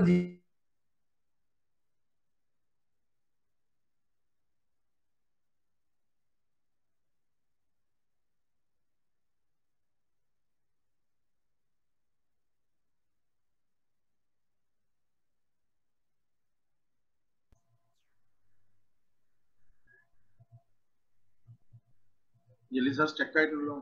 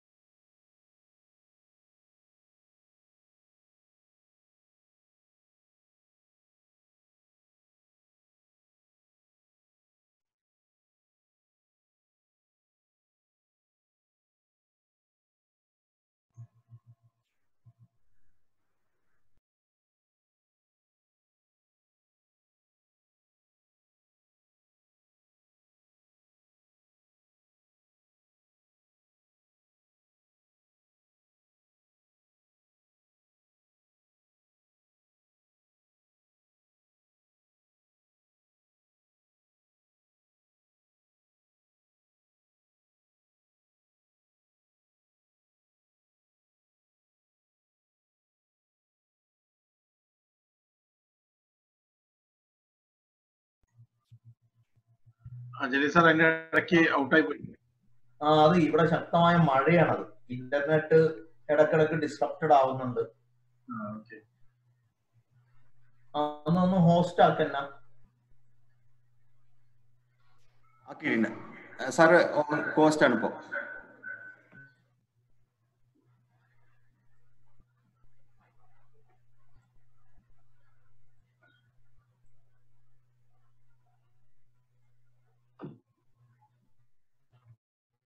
സോറി കേട്ടോ. നമ്മുടെ ആദ്യത്തെ കോഴ്സുകൾ BSc നഴ്സിംഗ്, ബിഫാം, ഈ പറഞ്ഞ കോഴ്സുകളെല്ലാം ഞാൻ ആദ്യത്തെ 4 ഡെവലപ്പിംഗ് കരിയർ ആണ്. അതേ സമയത്ത് നിങ്ങൾ ശ്രദ്ധിക്കേണ്ടത് clinical perfusion, cardiac vascular, anaesthesia technology, operation, നമ്മൾ എന്താണെന്ന് അറിയാം, പൊതുവെ പുതിയ നല്ല കോഴ്സുകളാണ്. ഒരുത്തം വന്നിട്ട് എന്നോട് പറഞ്ഞു, സാറേ ഞാൻ +2 സയൻസ് കഴിഞ്ഞാണ്, എനിക്ക് സയൻസിനോട് ഭയങ്കര ഇൻട്രസ്റ്റ് ഉണ്ട്, ഏതൊക്കെ കോഴ്സ് ഉണ്ട്? അപ്പൊ ഞാനിങ്ങനെ ലിസ്റ്റ് ഔട്ട് ചെയ്ത് ഇങ്ങനെ പറയുന്ന കഴിഞ്ഞിട്ട് ഫിസിക്സിനെ കുറിച്ച് പറഞ്ഞു, കെമിസ്ട്രിയെ കുറിച്ച് പറഞ്ഞു. അപ്പൊ നിങ്ങളോട് പറഞ്ഞു ഫിസിക്സ് ഒക്കെ ഭയങ്കര ഉണ്ടോ? ഞാൻ എന്താ ഫിസിക്സ് എന്ന് പറഞ്ഞ സാധാരണ എല്ലാവരും ചെയ്യുന്ന ഒരു കോഴ്സ് അല്ലേ, മാത്രമല്ല കേൾക്കാൻ ഒരു രസമില്ല, ഒരു പഞ്ചില്ല. അപ്പൊ ഞാൻ നീ എന്താ ശരിക്കും ഉദ്ദേശിക്കുന്നത്? കുറച്ചുകൂടി ഡിഫറെന്റ് ആയതെന്ന് പറഞ്ഞാൽ റെയർ ആയത്, ആരും എടുക്കാത്ത കോഴ്സ്. അപ്പൊ ആരും എടുക്കാത്ത കോഴ്സുകളാണ് പിള്ളേർക്ക് വേണ്ടത്. അതൊക്കെ സഹിക്കാം, അതൊക്കെ സമ്മതിക്കാം, കുഴപ്പമില്ല. പക്ഷെ ഇപ്പൊ രസം എന്താണെന്നറിയോ? ഏറ്റവും രസകരമായ വസ്തു ഒരുത്തന്നെന്ന് വെച്ച് ഒന്നും പഠിക്കാനില്ലാത്ത കോഴ്സ് ഉണ്ടാവും, ഒന്നും പഠിക്കാനില്ലാത്ത കോഴ്സ്. അപ്പൊ ആളുകളുടെ ഒരു സ്റ്റൈലാണ്. കരിയർ ചോയ്സസിന്റെ ഒരു പ്രശ്നം അതാണ്. ഞാൻ നേരത്തെ പറഞ്ഞ ഈ BSc നഴ്സിംഗും BPharm ഒക്കെ ട്രഡീഷണൽ, അപ്പൊ അതിലൊരു രസമില്ല, അതൊക്കെ പഴയ കോഴ്സാ. അതേ സമയത്ത് അനസ്തേഷ്യ, ക്ലിനിക്കൽ പെർഫ്യൂഷൻ എന്നൊക്കെ പറയുമ്പോൾ നല്ല രസമുണ്ട്, കേൾക്കാൻ ഒരു മഞ്ചുണ്ട് എന്ന് പറയുന്ന രീതിയിൽ. നിങ്ങൾ എപ്പോഴും ശ്രദ്ധിക്കേണ്ടത് ക്ലിനിക്കൽ പെർഫ്യൂഷൻ ഒക്കെ പോലുള്ള കോഴ്സുകൾ എടുക്കുമ്പോൾ ഈ പറഞ്ഞ കോഴ്സുകളുടെയൊക്കെ പ്രത്യേകത ജോലി കിട്ടിയേക്കാം, പക്ഷെ അതിന് ഹയർ സ്റ്റഡീസ് ഓപ്ഷൻസ് ഉണ്ടാവില്ല, ടെർമിനൽ കരിയേഴ്സ് ആവും. അപ്പൊ എപ്പോഴും ശ്രദ്ധിക്കേണ്ടത് ഡെവലപ്പിംഗ് കരിയേഴ്സ് ആണോ ടെർമിനൽ കരിയർ ആണോ? ഇപ്പൊ ക്ലിനിക്കൽ പെർഫ്യൂഷൻ ഒരു കഥ ഞാൻ പറയാം. നോർമലി ഇത് ഓപ്പൺ ഹാർട്ട് സർജറി ആയിട്ട് ബന്ധപ്പെട്ടതാണ്.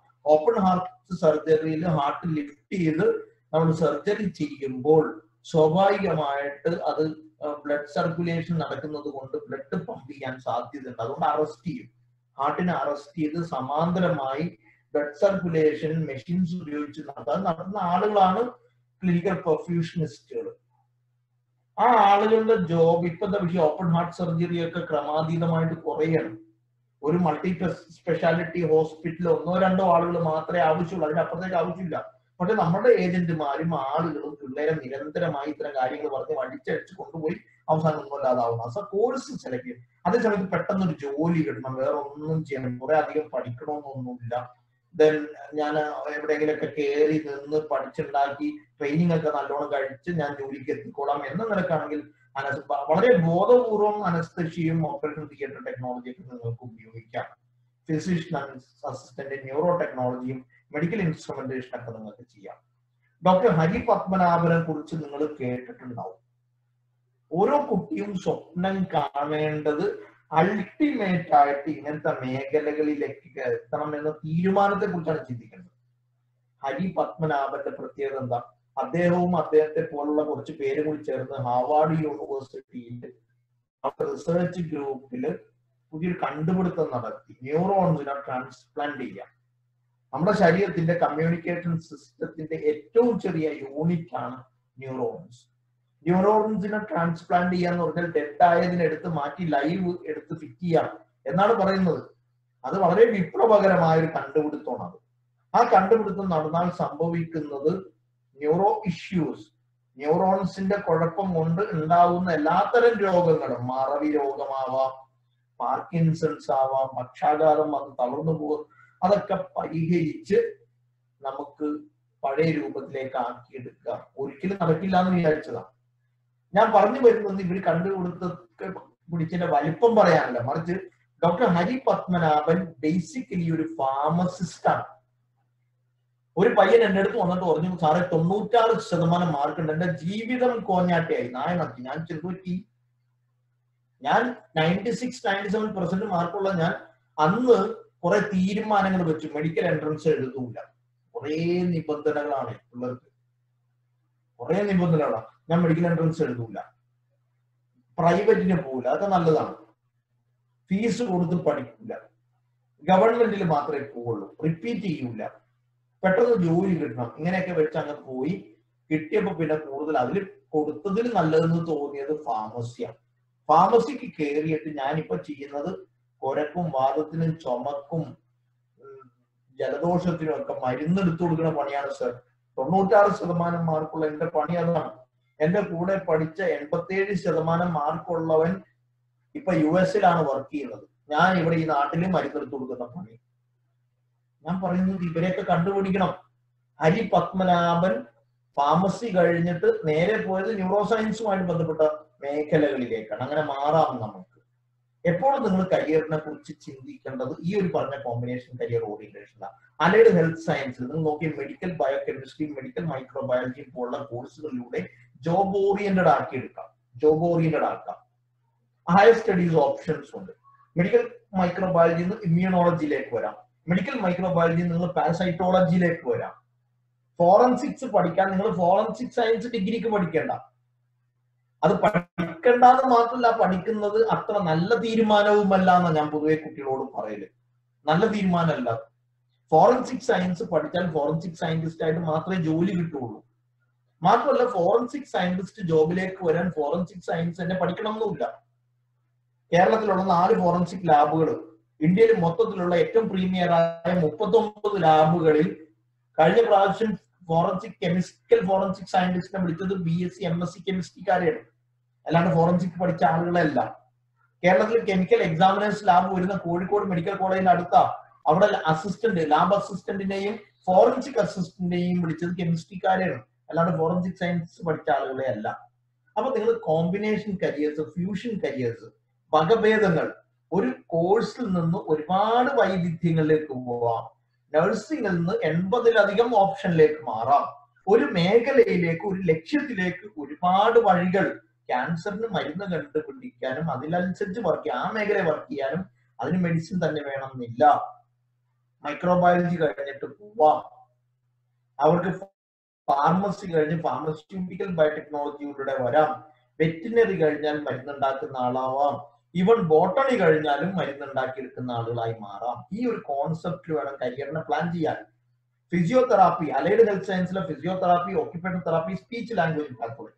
ചില ആളുകൾക്ക് ഉണ്ടാവും എൻട്രൻസ് ഒന്നും എഴുതാൻ വയ്യ, ഒരുപാട് ഭാഗം പഠിക്കാനും പറ്റില്ല, ജോലിയും കിട്ടണം. അതോടൊപ്പം ഒരു മെഡിക്കൽ പ്രാക്ടീസ് ഒക്കെ പോലെ അവർ ചെയ്യുന്ന പോലെ ഒരു പ്രാക്ടീസ് കരിയർ, മെഡിക്കൽ പ്രാക്ടീസ് അല്ല, ക്ലിനിക്കൽ പ്രാക്ടീസ് ആണ്, നോൺ ക്ലിനിക്കൽ പ്രാക്ടീസ് ആണ്. അപ്പൊ പ്രാക്ടീസിങ് കരിയർ അതിന് പറ്റിയതാണ് physiotherapy, occupational therapy, speech language pathology. സ്വന്തമായിട്ടൊരു സാധനമൊക്കെ തുടങ്ങാം. ചില ആളുകൾക്ക് റിസർച്ച് മാത്രം, സയന്റിസ്റ്റ് ആവണം, ഫിസിയോളജിയും അനാട്ടമിയും പോലുള്ള ഏരിയകൾ പഠിക്കാം.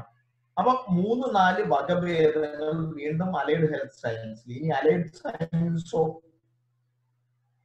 Veterinary, fisheries, forestry, agriculture, horticulture, sericulture, food science, ഇങ്ങനത്തെ മേഖലകളിലേക്കൊക്കെ മാറാം. ഇതിൽ ആദ്യത്തെ 6 എണ്ണവും മെഡിക്കൽ എൻട്രൻസ് നീറ്റ് എഴുതിയിട്ട് വരുന്നതാണ്. അതിൽ ഈ പറഞ്ഞ 6 എണ്ണവും ഐക്കാർ എഴുതിയിട്ടും അഡ്മിഷൻ കിട്ടും. അതിൽ വെറ്റിനറി വരുന്നത് വെറ്റിനറി കൗൺസിൽ ഓഫ് ഇന്ത്യയുടെ എൻട്രൻസ് എക്സാം ആണ്. Veterinary council of entrance exam, അവർക്ക് വേറെ എൻട്രൻസ് എക്സാം ഇല്ല. അവര് നീറ്റ് എൻട്രൻസ് എക്സാമിനെ ബേസ് ചെയ്തുകൊണ്ടാണ് റാങ്ക് ഫിക്സ് ചെയ്യുന്നതും അലോക്കേഷൻ കൊടുക്കുന്നതും. അപ്പൊ ഈ ഒരു ഓപ്ഷൻ കൃത്യമായി മനസ്സിലാക്കിയിട്ട്, ഇതിൽ തന്നെ അഗ്രികൾച്ചറിൽ മാത്രം ഏതാണ്ട് 144 റിസർച്ച് ഇൻസ്റ്റിറ്റ്യൂട്ടുകൾ ഇന്ത്യയിലുണ്ട്. അഗ്രി ബിസിനസ് മാനേജ്മെന്റിലേക്ക്, പ്ലാന്റ് ജനറ്റിക്സിലേക്ക്, ഹെർബൽ സയൻസിലേക്ക്, വൈൽഡ് ലൈഫ് സയൻസിലേക്ക്, ഫോറസ്ട്രിയിലേക്ക്, ഇങ്ങനെ ഒരുപാട് മാറ്റങ്ങൾ, വൈവിധ്യങ്ങളിലേക്ക് അഗ്രികൾച്ചർ മാറാം. അതുപോലെ ഫിഷറീസിൽ നിന്ന്, വെറ്റിനറിയിൽ 18ഓളം സ്പെഷ്യലൈസേഷൻ ഉണ്ട്. ഇങ്ങനത്തെ മാറ്റങ്ങൾ നമുക്ക് ഉപയോഗപ്പെടുത്താവുന്ന ഡോക്ടർ EP കൃഷ്ണമേനോൻ, നിങ്ങൾ ശ്രദ്ധിച്ചിട്ടുണ്ടാവും അദ്ദേഹത്തെ കുറിച്ച്. അമേരിക്കയിൽ 4 ഡ്രഗ് റിസർച്ച് ഇൻസ്റ്റിറ്റ്യൂട്ട് ഉണ്ട് അദ്ദേഹത്തിന്. ഏതാണ്ട് ലോകത്ത് ഉപയോഗിക്കുന്ന പ്രധാനപ്പെട്ട ചില ക്യാൻസർ മെഡിസിൻസിൽ ഇയാളുടെ ഒരു കയ്യുണ്ട്, ശരിക്കും ഇയാളുടെ ഒരു ഹെൽപ്പ് സപ്പോർട്ട് ഉണ്ട്. ലോകത്ത് ഉപയോഗിക്കുന്ന പ്രധാനപ്പെട്ട ക്യാൻസർ മെഡിസിൻസിൽ കുറെ എണ്ണം ഇദ്ദേഹം ഉണ്ടാക്കിയെടുത്തതാണ്. പക്ഷെ അദ്ദേഹം പഠിച്ച കോഴ്സ് നോക്കിയാൽ നിങ്ങൾ വെറ്റിനറിയാ പഠിച്ചത്. വെറ്റിനറി പഠിച്ചിട്ട് MS ഫാർമക്കോളജി. ഫാർമക്കോളജി എന്ന് പറഞ്ഞാൽ എന്താ? ആർട്ടിഫിഷ്യലായ കെമിക്കലായ എലമെന്റുകൾ, കെമിക്കൽ എലമെന്റുകൾ, ആർട്ടിഫിഷ്യലും അതുപോലെ നാച്ചുറൽ ആയ കെമിക്കൽ എലമെന്റുകൾ ശരീരത്തിൽ കടന്നാൽ സെല്ലുകളിൽ ഉണ്ടാക്കുന്ന സ്ട്രക്ചറൽ ചേഞ്ചസ്. ഈ ഫാർമക്കോളജി തന്നെ വീണ്ടും 18ഓളം സ്പെഷ്യലൈസേഷൻ ഉണ്ട്. അപ്പൊ ഫാർമക്കോളജി പഠിച്ച ആൾ ചെയ്യുന്നത് മെഡിസിൻസിന്റെ കൂട്ടുകൾ ഉണ്ടാക്കിയെടുക്കലാണ്. അതെങ്ങനെ ആയിരിക്കണമെന്ന് തീരുമാനിക്കുന്നത് അവരാണ്. പോസ്റ്റ് കൊറോണ പീരീഡിൽ ട്രെൻഡുകൾ കൂടുതൽ വരാൻ സാധ്യത പാത്തോളജിയും എപ്പിഡമിയോളജിയും വൈറോളജിയും മെഡിക്കൽ റോബോട്ടിക്സ് ഒക്കെ പോലുള്ള ഓപ്ഷൻസ് ആയിരിക്കും. അതൊക്കെ മനസ്സിലാക്കിയിട്ട് അത് പേഴ്സണാലിറ്റിക്കും ആപ്റ്റിറ്റ്യൂഡിന് യോജിക്കുന്നതാണെങ്കിൽ മാത്രം ചൂസ് ചെയ്യുക. ഇതാണ് ബയോളജി സ്ട്രീമിൽ വരാൻ പോകുന്ന കോഴ്സുകൾ, വരുന്ന കോഴ്സുകൾ. ഇനി ഫിസിക്സ്, കെമിസ്ട്രി, മാത്സ് എടുത്ത് മാത്സ് ഓറിയന്റേഷൻ ആണെങ്കിലോ, പൊതുവെ ബയോടെക്നോളജി ബിടെക്കിന് ചീത്ത പറയുന്ന തിരക്കിലാണ് നമ്മൾ. ഞാൻ കുട്ടികളോട് പറയുന്നത് ബിടെക് ഒരു ഡിഗ്രിയാണ്. ബിടെക്കിന് ഒരു ബേസിക് ഗ്രാജുവേഷൻ ആയിട്ടാണ് നിങ്ങൾ സെലക്ട് ചെയ്യേണ്ടത്. നന്നായി പഠിക്കുന്ന ആളുകൾക്ക് ജോലി കിട്ടും. IT ഓറിയന്റേഷനിൽ IT ജോബ് സെലക്ട് ചെയ്യണോ വേണ്ടേ, അത് വേറൊരു വിഷയം.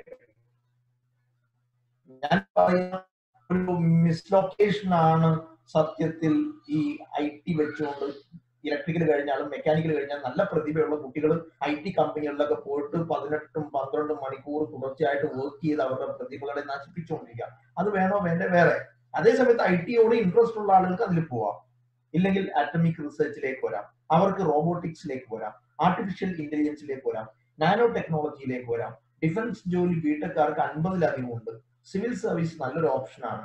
ബിടെക്കിന്റെ ഏറ്റവും നല്ല സ്പെഷ്യലൈസേഷൻ ഒന്നാണ് മാനേജ്മെന്റ്. ഐ മീൻ ഒരു കോമ്പിനേഷൻ റിസർച്ച്, ഡിസൈനിങ്. അവർക്ക് എയറോനോട്ടിക്സിലേക്ക് വരാം, അവർക്ക് വെപ്പണറിയിലേക്ക് വരാം, അവർക്ക് ഓട്ടോമൊബൈൽ ബിടെക് മെക്കാനിക്കൽ നിന്ന് ഓട്ടോമൊബൈലിലേക്ക് പോവാം. പിന്നീട് ബിടെക് മെക്കാനിക്കൽ നിന്ന് അല്ലെങ്കിൽ എഞ്ചിനീയറിംഗ് കോഴ്സുകളിൽ നിന്ന് ന്യൂറോ സയൻസിലേക്ക് പോവാം. ഇങ്ങനെ ഒരുപാട് ഓപ്ഷൻസ്, ഡൈവേഴ്സ് ഓപ്ഷൻസ് ബിടെക്കിന്. അതുകൊണ്ട് ബിടെക്കിന് ഒരു ബേസിക് ഗ്രാജുവേഷൻ ആയിട്ട് കാണാം. സുന്ദർ പിച്ചൈ നിങ്ങൾക്ക് അറിയാവുന്നതാണ്. ഗൂഗിൾ ക്രോമും ഗൂഗിൾ ഡ്രൈവും ഗൂഗിൾ മാപ്പും ഡിവൈസ് ചെയ്തത് അദ്ദേഹം വന്നതിന് ശേഷമാണ്. അദ്ദേഹത്തിന്റെ പ്രത്യേകത ബിടെക്കാ പഠിച്ചത് ഖരഗ്പൂർ IITയിൽ നിന്ന്. അത് കഴിഞ്ഞ് സ്റ്റാൻഫോർഡ് യൂണിവേഴ്സിറ്റിയിൽ മെറ്റീരിയൽ സയൻസിൽ മാസ്റ്റേഴ്സ്, പെൻസിൽവേനിയ യൂണിവേഴ്സിറ്റിയിൽ നിന്ന് വാട്ടൺ ബിസിനസ് സ്കൂളിൽ നിന്ന് MBA. ഇതൊക്കെ കഴിഞ്ഞിട്ട് അപ്പൊ ബിടെക്കിൽ നിന്ന് നേരെ മാനേജ്മെന്റിലേക്കാണ് അദ്ദേഹം ചെയ്തത്. അങ്ങനെ നിങ്ങൾക്ക് സെലക്ട് ചെയ്യാം. ഡോക്ടർ ടെസ്സി തോമസ് ഏറ്റവും നല്ല ഉദാഹരണങ്ങളിൽ ഒന്നാണ്. പൊതുവെ ആളുകൾക്ക് കുറെ ട്രെൻഡുകളുണ്ട്. എയറോനോട്ടിക്കൽ, മറൈനൊന്നും കുഴപ്പമില്ല. എയറോനോട്ടിക്കൽ ആസ്വദിച്ചെടുക്കണം എന്നില്ല. എയറോനോട്ടിക്കൽ എടുക്കുന്നതിന് വരെ ഇലക്ട്രിക്കൽ എടുത്തിട്ട് ഇവർ ചെയ്തത് എന്താ? ബിടെക് ഇലക്ട്രിക്കൽ തൃശ്ശൂരിൽ നിന്ന് കഴിഞ്ഞതിന് ശേഷം MTech ഗൈഡഡ് മിസൈൽ ടെക്നോളജി ചെയ്തു. ഇവർ പഠിച്ചത് എവിടെയാ? Defence institute of advance technology. അറിയപ്പെടുന്നത് ഇന്ത്യയുടെ മിസൈൽ വനിത എന്നാണ്. ഏതാണ്ട് ഒരു 1.5 മണിക്കൂറോളം ഇവരുടെ ഒപ്പം ഒരു സദസ്സിൽ പങ്കെടുക്കാൻ കഴിഞ്ഞു എന്നുള്ളത് വലിയൊരു ഭാഗ്യമായിട്ട് കാണുന്നതാണ്. കുറെ സംസാരിച്ചിരുന്നു അവരോട്. നിങ്ങൾ നോക്കിയാൽ ഡിഫൻസ് ഇൻസ്റ്റിറ്റ്യൂട്ട് ഓഫ് അഡ്വാൻസ് ടെക്നോളജിയിൽ എയറോസ്പേസ് ഉണ്ട്, വെപ്പണറി പഠിപ്പിക്കുന്നുണ്ട്, ആയുധങ്ങൾ ഉണ്ടാക്കാൻ. ഓട്ടോമോട്ടീവ് എഞ്ചിനീയറിംഗ് പഠിപ്പിക്കുന്നുണ്ട്. ഓട്ടോമോട്ടീവ് എഞ്ചിനീയറിംഗ് കഴിഞ്ഞിട്ട് അവർ വരുന്നത് സ്പെഷ്യലൈസേഷൻ ഏതാ? 13ാമത്തെ നോക്കിയാൽ നിങ്ങൾ മിലിറ്ററി വെഹിക്കിൾസ് ടെക്നോളജി. ഈ മിലിറ്ററി വെഹിക്കിൾസ് ടെക്നോളജി കഴിഞ്ഞിട്ടുള്ള ജോലി എന്താ? ഡിഫൻസ് റിസർച്ച് ആൻഡ് ഡെവലപ്മെന്റ് ഓർഗനൈസേഷന്റെ കീഴിൽ മാത്രം ഇന്ത്യയിൽ 64ഓളം ലാബുകളുണ്ട്. ആ ലാബുകളിൽ ഒരു ലാബിന്റെ പേരൊന്ന് വായിച്ചു നോക്കി നിങ്ങൾ 8ാമത്തെ vehicle research and development establishment. സൈന്യത്തിന് വേണ്ടി വാഹനങ്ങൾ ഡിസൈൻ ചെയ്യുന്ന എസ്റ്റാബ്ലിഷ്മെന്റിൽ ലാബിൽ നിങ്ങൾക്ക് വർക്ക് ചെയ്യാം. 9ാമത്തെ നോക്കി നിങ്ങൾ centre for artificial intelligence and robotics. സൈനിക ആവശ്യങ്ങൾക്ക് വേണ്ടിയുള്ള റോബോട്ടുകൾ ഡിസൈൻ ചെയ്യുന്ന കമ്പനിയിൽ നിങ്ങൾക്ക് വർക്ക് ചെയ്യാം.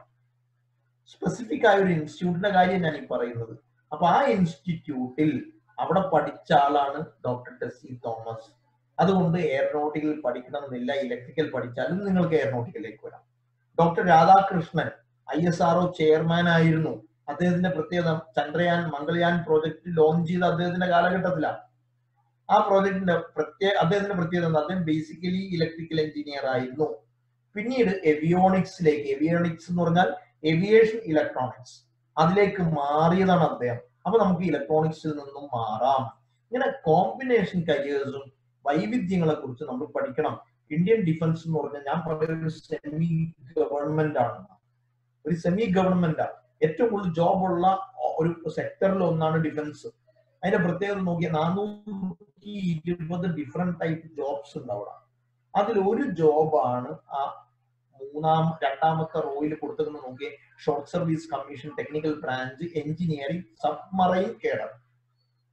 സബ്മറൈനുകൾ നന്നാക്കുക, അതിന്റെ മെയിൻ്റനൻസ് ആൻഡ് റിപ്പയറിംഗ്. അതിലേക്ക് നിങ്ങൾ നേവൽ ആർക്കിടെക്ചർ പഠിക്കണ്ട, അതിൽ മറൈൻ എഞ്ചിനീയറിംഗ് പഠിക്കണ്ട. മെക്കാനിക്കലും ഇലക്ട്രിക്കലും ഇലക്ട്രോണിക്സും ടെലികമ്മ്യൂണിക്കേഷനും കൺട്രോൾ എഞ്ചിനീയറിംഗും കഴിഞ്ഞാൽ ഡിഫൻസ് നിങ്ങളെ സെലക്ട് ചെയ്ത് ട്രെയിനിങ് തന്ന് സബ്മറൈൻ എഞ്ചിനീയർ ആക്കും. അപ്പൊ വ്യത്യസ്തമായ ഒരു കോമ്പിനേഷൻ. നമ്മൾ നേരത്തെ ഡിഫൻസ് ഇൻസ്റ്റിറ്റ്യൂട്ട് ഓഫ് അഡ്വാൻസ് ടെക്നോളജിയെ കുറിച്ച് പറഞ്ഞ അവിടെ വെപ്പണറി പഠിപ്പിക്കുന്നുണ്ട്. അവിടെ നമ്മൾ MTech ഒക്കെ പഠിച്ച് വരുമ്പോഴത്തേക്ക് കാലം കുറെ എടുക്കും. അതേ സമയത്ത് ഇതൊന്നും ഇല്ലാതെ നിങ്ങൾക്ക് വെപ്പൺ ഡിസൈനർ ആവാം. അതെങ്ങനെയാ? ബിടെക് ഇലക്ട്രിക്കലും മെക്കാനിക്കലും കഴിഞ്ഞ ഉടനെ ഇന്ത്യൻ എഞ്ചിനീയറിംഗ് സർവീസ് എക്സാം എന്ന് പറഞ്ഞ എക്സാം. നമ്മുടെ കുട്ടികൾ ഇതൊന്നും ചിന്തിക്കാറില്ല, നമ്മുടെ കുട്ടികൾ ഇതൊന്നും മെനക്കെടാറില്ല, പ്രത്യേകിച്ച് മലയാളി കുട്ടികൾ. ഞാൻ പറഞ്ഞു നിങ്ങൾ ഇതൊക്കെ നേരത്തെ പ്ലാൻ ചെയ്ത് പോകണം. ഇന്ത്യൻ എഞ്ചിനീയറിംഗ് സർവീസ് എക്സാം എഴുതി പാസ്സാവുന്ന ഒരു മെക്കാനിക്കലുകാരനുള്ള ഓപ്ഷനുകളിൽ ഒന്ന് ഇന്ത്യൻ നേവൽ ആർമമെന്റ് സർവീസും 2ാമത്തെ ഇന്ത്യൻ ഓർഡിനൻസ് ഫാക്ടറി സർവീസുമാണ്. ഇന്ത്യൻ ഓർഡിനൻസ് ഫാക്ടറിയിൽ ജോലി എഞ്ചിനീയർ ആയിട്ട് അങ്ങനെ കയറാം. അപ്പൊ അതുകൊണ്ട് അത്തരം ഓപ്ഷൻസ്, അതിലൂടെ നിങ്ങൾ ഡിഫൻസിന് വേണ്ടി ആംസ് ആൻഡ് അമ്യൂണിഷൻസ് ഉണ്ടാക്കുന്ന ആളായിട്ട് നിങ്ങൾക്ക് പഠിക്കേണ്ട കോഴ്സിന് അതുകൊണ്ട് ചൂസ് ചെയ്തിട്ടില്ല. കൃത്യമായ ഒരു അൾട്ടിമേറ്റ് കരിയർ പ്ലാനിങ് ഉണ്ടാവണം. അതോടൊപ്പം നിങ്ങൾ എടുക്കാൻ പോകുന്ന ബ്രാഞ്ചിനെ കുറിച്ച് ഒരു ധാരണ ഉണ്ടാവും. ഒരുത്തം വന്നിട്ട് എന്നോട് ചോദിച്ചു സിവിൽ എഞ്ചിനീയറിംഗ് നല്ല സ്കോപ്പ് ഉണ്ടാവും. ഞാൻ കുഴപ്പമില്ല, നല്ല ബ്രാഞ്ചാണ്, ഭയങ്കര ചാൻസ് ഉള്ളതാ. ഞാൻ കുഴപ്പമില്ല, ഭയങ്കര ഒന്നും പറയാൻ പറ്റൂല, എന്നാലും നല്ല ഫീൽഡാണ്, കോർ ബ്രാഞ്ചാണ്, ബേസിക് ബ്രാഞ്ചാണ്, സിവിൽ അത്ര നല്ലതാണ്. അപ്പൊ അതിനൊരു സംശയം പോലെ ഞാൻ ചെന്നത്, നിനക്ക് ഇത്ര ഒരു ആശങ്ക, എന്നോട് സിവിൽ എന്നൊക്കെ പറഞ്ഞാൽ ഈ ശരിക്കും സിമെന്റും മണലൊക്കെ കൂട്ടി വീടുണ്ടാക്കുന്ന പരിപാടിയില്ലേ എന്നാണ് ചോദിച്ചത്. അത്രയും ലാഘവത്തോടെ റോഡുകൾ ഉണ്ടാക്കലും ബ്രിഡ്ജ് ഉണ്ടാക്കലും കാനൽസ് ഉണ്ടാക്കലും ഡാംസ് ഉണ്ടാക്കലൊക്കെ മാത്രമാണ് സിവിൽ എഞ്ചിനീയറിംഗ് തെറ്റിദ്ധരിക്കുന്നത്. ബിൽഡിങ്ങും റോഡും ഇറിഗേഷൻ സിസ്റ്റംസും വാട്ടർ സപ്ലൈയും PWഡിലും എയർപോർട്ടിൽ വരെ. എയർപോർട്ടിലെ ജോബ് എന്താ? എയർപോർട്ടിൽ ഇൻഫ്രാസ്ട്രക്ചറൽ എഞ്ചിനീയർ, റൺവേ ഉണ്ടാക്കിയെടുക്കുക, ഡിസൈൻ ചെയ്യുക. കരിപ്പൂർ എയർപോർട്ടിന്റെ പ്രത്യേകത എന്താ? അതൊരു ടേബിൾ ടോപ്പ് എയർപോർട്ടാണ്. അപ്പൊ അതിന്റെ സുരക്ഷാ കാരണം ഇതുമായിട്ട് ബന്ധപ്പെട്ട ശ്രദ്ധിക്കേണ്ട ഒരുപാട് കാര്യങ്ങൾ അത് ശ്രദ്ധിച്ചിട്ടാണ് അത് പണിയുന്നത്. ഓരോ എയർപോർട്ടിനും അതിന്റെ ജിയോഗ്രഫിക്കൽ സ്ട്രക്ചറിനനുസരിച്ച് ഡിസൈൻ ചെയ്തെടുക്കുന്ന എന്താ പറയാ ഇൻഫ്രാസ്ട്രക്ചറൽ എഞ്ചിനീയർ. ഈ അടുത്ത് ഡിഫൻസ് വിളിച്ചു നേവൽ ആർക്കിടെക്ട് ജോബിന്, നേവൽ ആർക്കിടെക്ട് ആയിട്ട് നേവിയിൽ കയറാൻ വേണ്ടി. അതിന്റെ എലിജിബിലിറ്റിയിൽ ഒന്ന് നേവൽ ആർക്കിടെക്ചർ ഉണ്ട്, മറൈൻ എഞ്ചിനീയറിംഗ് ഉണ്ട്, മെക്കാനിക്കൽ ഉണ്ട്, അതോടൊപ്പം സിവിൽ എഞ്ചിനീയറേയും വിളിച്ചിട്ടുണ്ട്. എന്തിനാ സിവിൽ എഞ്ചിനീയർ? ഒരു വെസൽ ഡിസൈൻ ചെയ്യുമ്പോൾ, ഒരു വെസൽ ഉണ്ടാക്കുമ്പോൾ അതിൽ സ്റ്റേ ചെയ്യാനുള്ള റെസിഡൻഷ്യൽ പാർട്ടുകൾ ഉണ്ടാക്കിയെടുക്കണം. അത് ഉണ്ടാക്കിയെടുക്കുന്ന ആളുകൾ, വാഷ്റൂം ടോയ്ലറ്റുകളും ഒക്കെ എങ്ങനെ ഫിറ്റ് ചെയ്യണം എന്ന് തീരുമാനിക്കുന്ന ആളുകൾ. ഡിഫൻസിൽ നിങ്ങൾ സിവിൽ എഞ്ചിനീയറിംഗിൽ നിന്ന് കൺസ്ട്രക്ഷനിലേക്ക് വരാം. സിവിൽ എഞ്ചിനീയറിംഗിൽ നിന്ന് എൻവയൺമെന്റിലേക്ക്, ജിയോടെക്കിലേക്ക്, മെറ്റീരിയലിലേക്ക്, സ്ട്രക്ചറിലേക്ക്, transportation, urban planning, water resource management, ഇതുമായിട്ട് ബന്ധപ്പെട്ടു ഏതാണ്ട് 37 സ്പെഷ്യലൈസേഷൻ ആണ് സിവിൽ എഞ്ചിനീയറിംഗ് കഴിഞ്ഞാൽ മാത്രമുള്ളത്. 37. അതിൽ ഒരെണ്ണമാണ് സ്ട്രക്ചറൽ എഞ്ചിനീയറിംഗ്.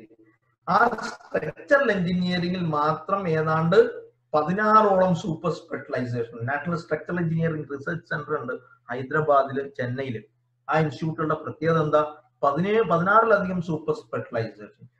നമ്മൾ സാധാരണ വിൻഡ് എഞ്ചിനീയറിംഗും എർത്ത്ക്വേക്ക് എഞ്ചിനീയറിംഗ് ഒക്കെ പോലെ ഫ്രാക്ചർ എഞ്ചിനീയറിംഗ് പോലെ ഏരിയയിൽ സ്ട്രക്ചറലിന്റെ സ്പെഷ്യലൈസേഷൻ ആണ്. അപ്പൊ നിങ്ങൾ ഓരോ ബ്രാഞ്ച് എടുത്താൽ, മെക്കാനിക്കൽ എടുത്താലും കെമിക്കൽ എടുത്താലും ഒക്കെ നമുക്ക് ഇങ്ങനെ കാണാം ഏതാണ്ട് 850ലധികം സൂപ്പർ സ്പെഷ്യലൈസേഷൻ ആണ് എഞ്ചിനീയറിംഗ് മേഖലയിലുള്ളത്. ഇത് മനസ്സിലാക്കണം.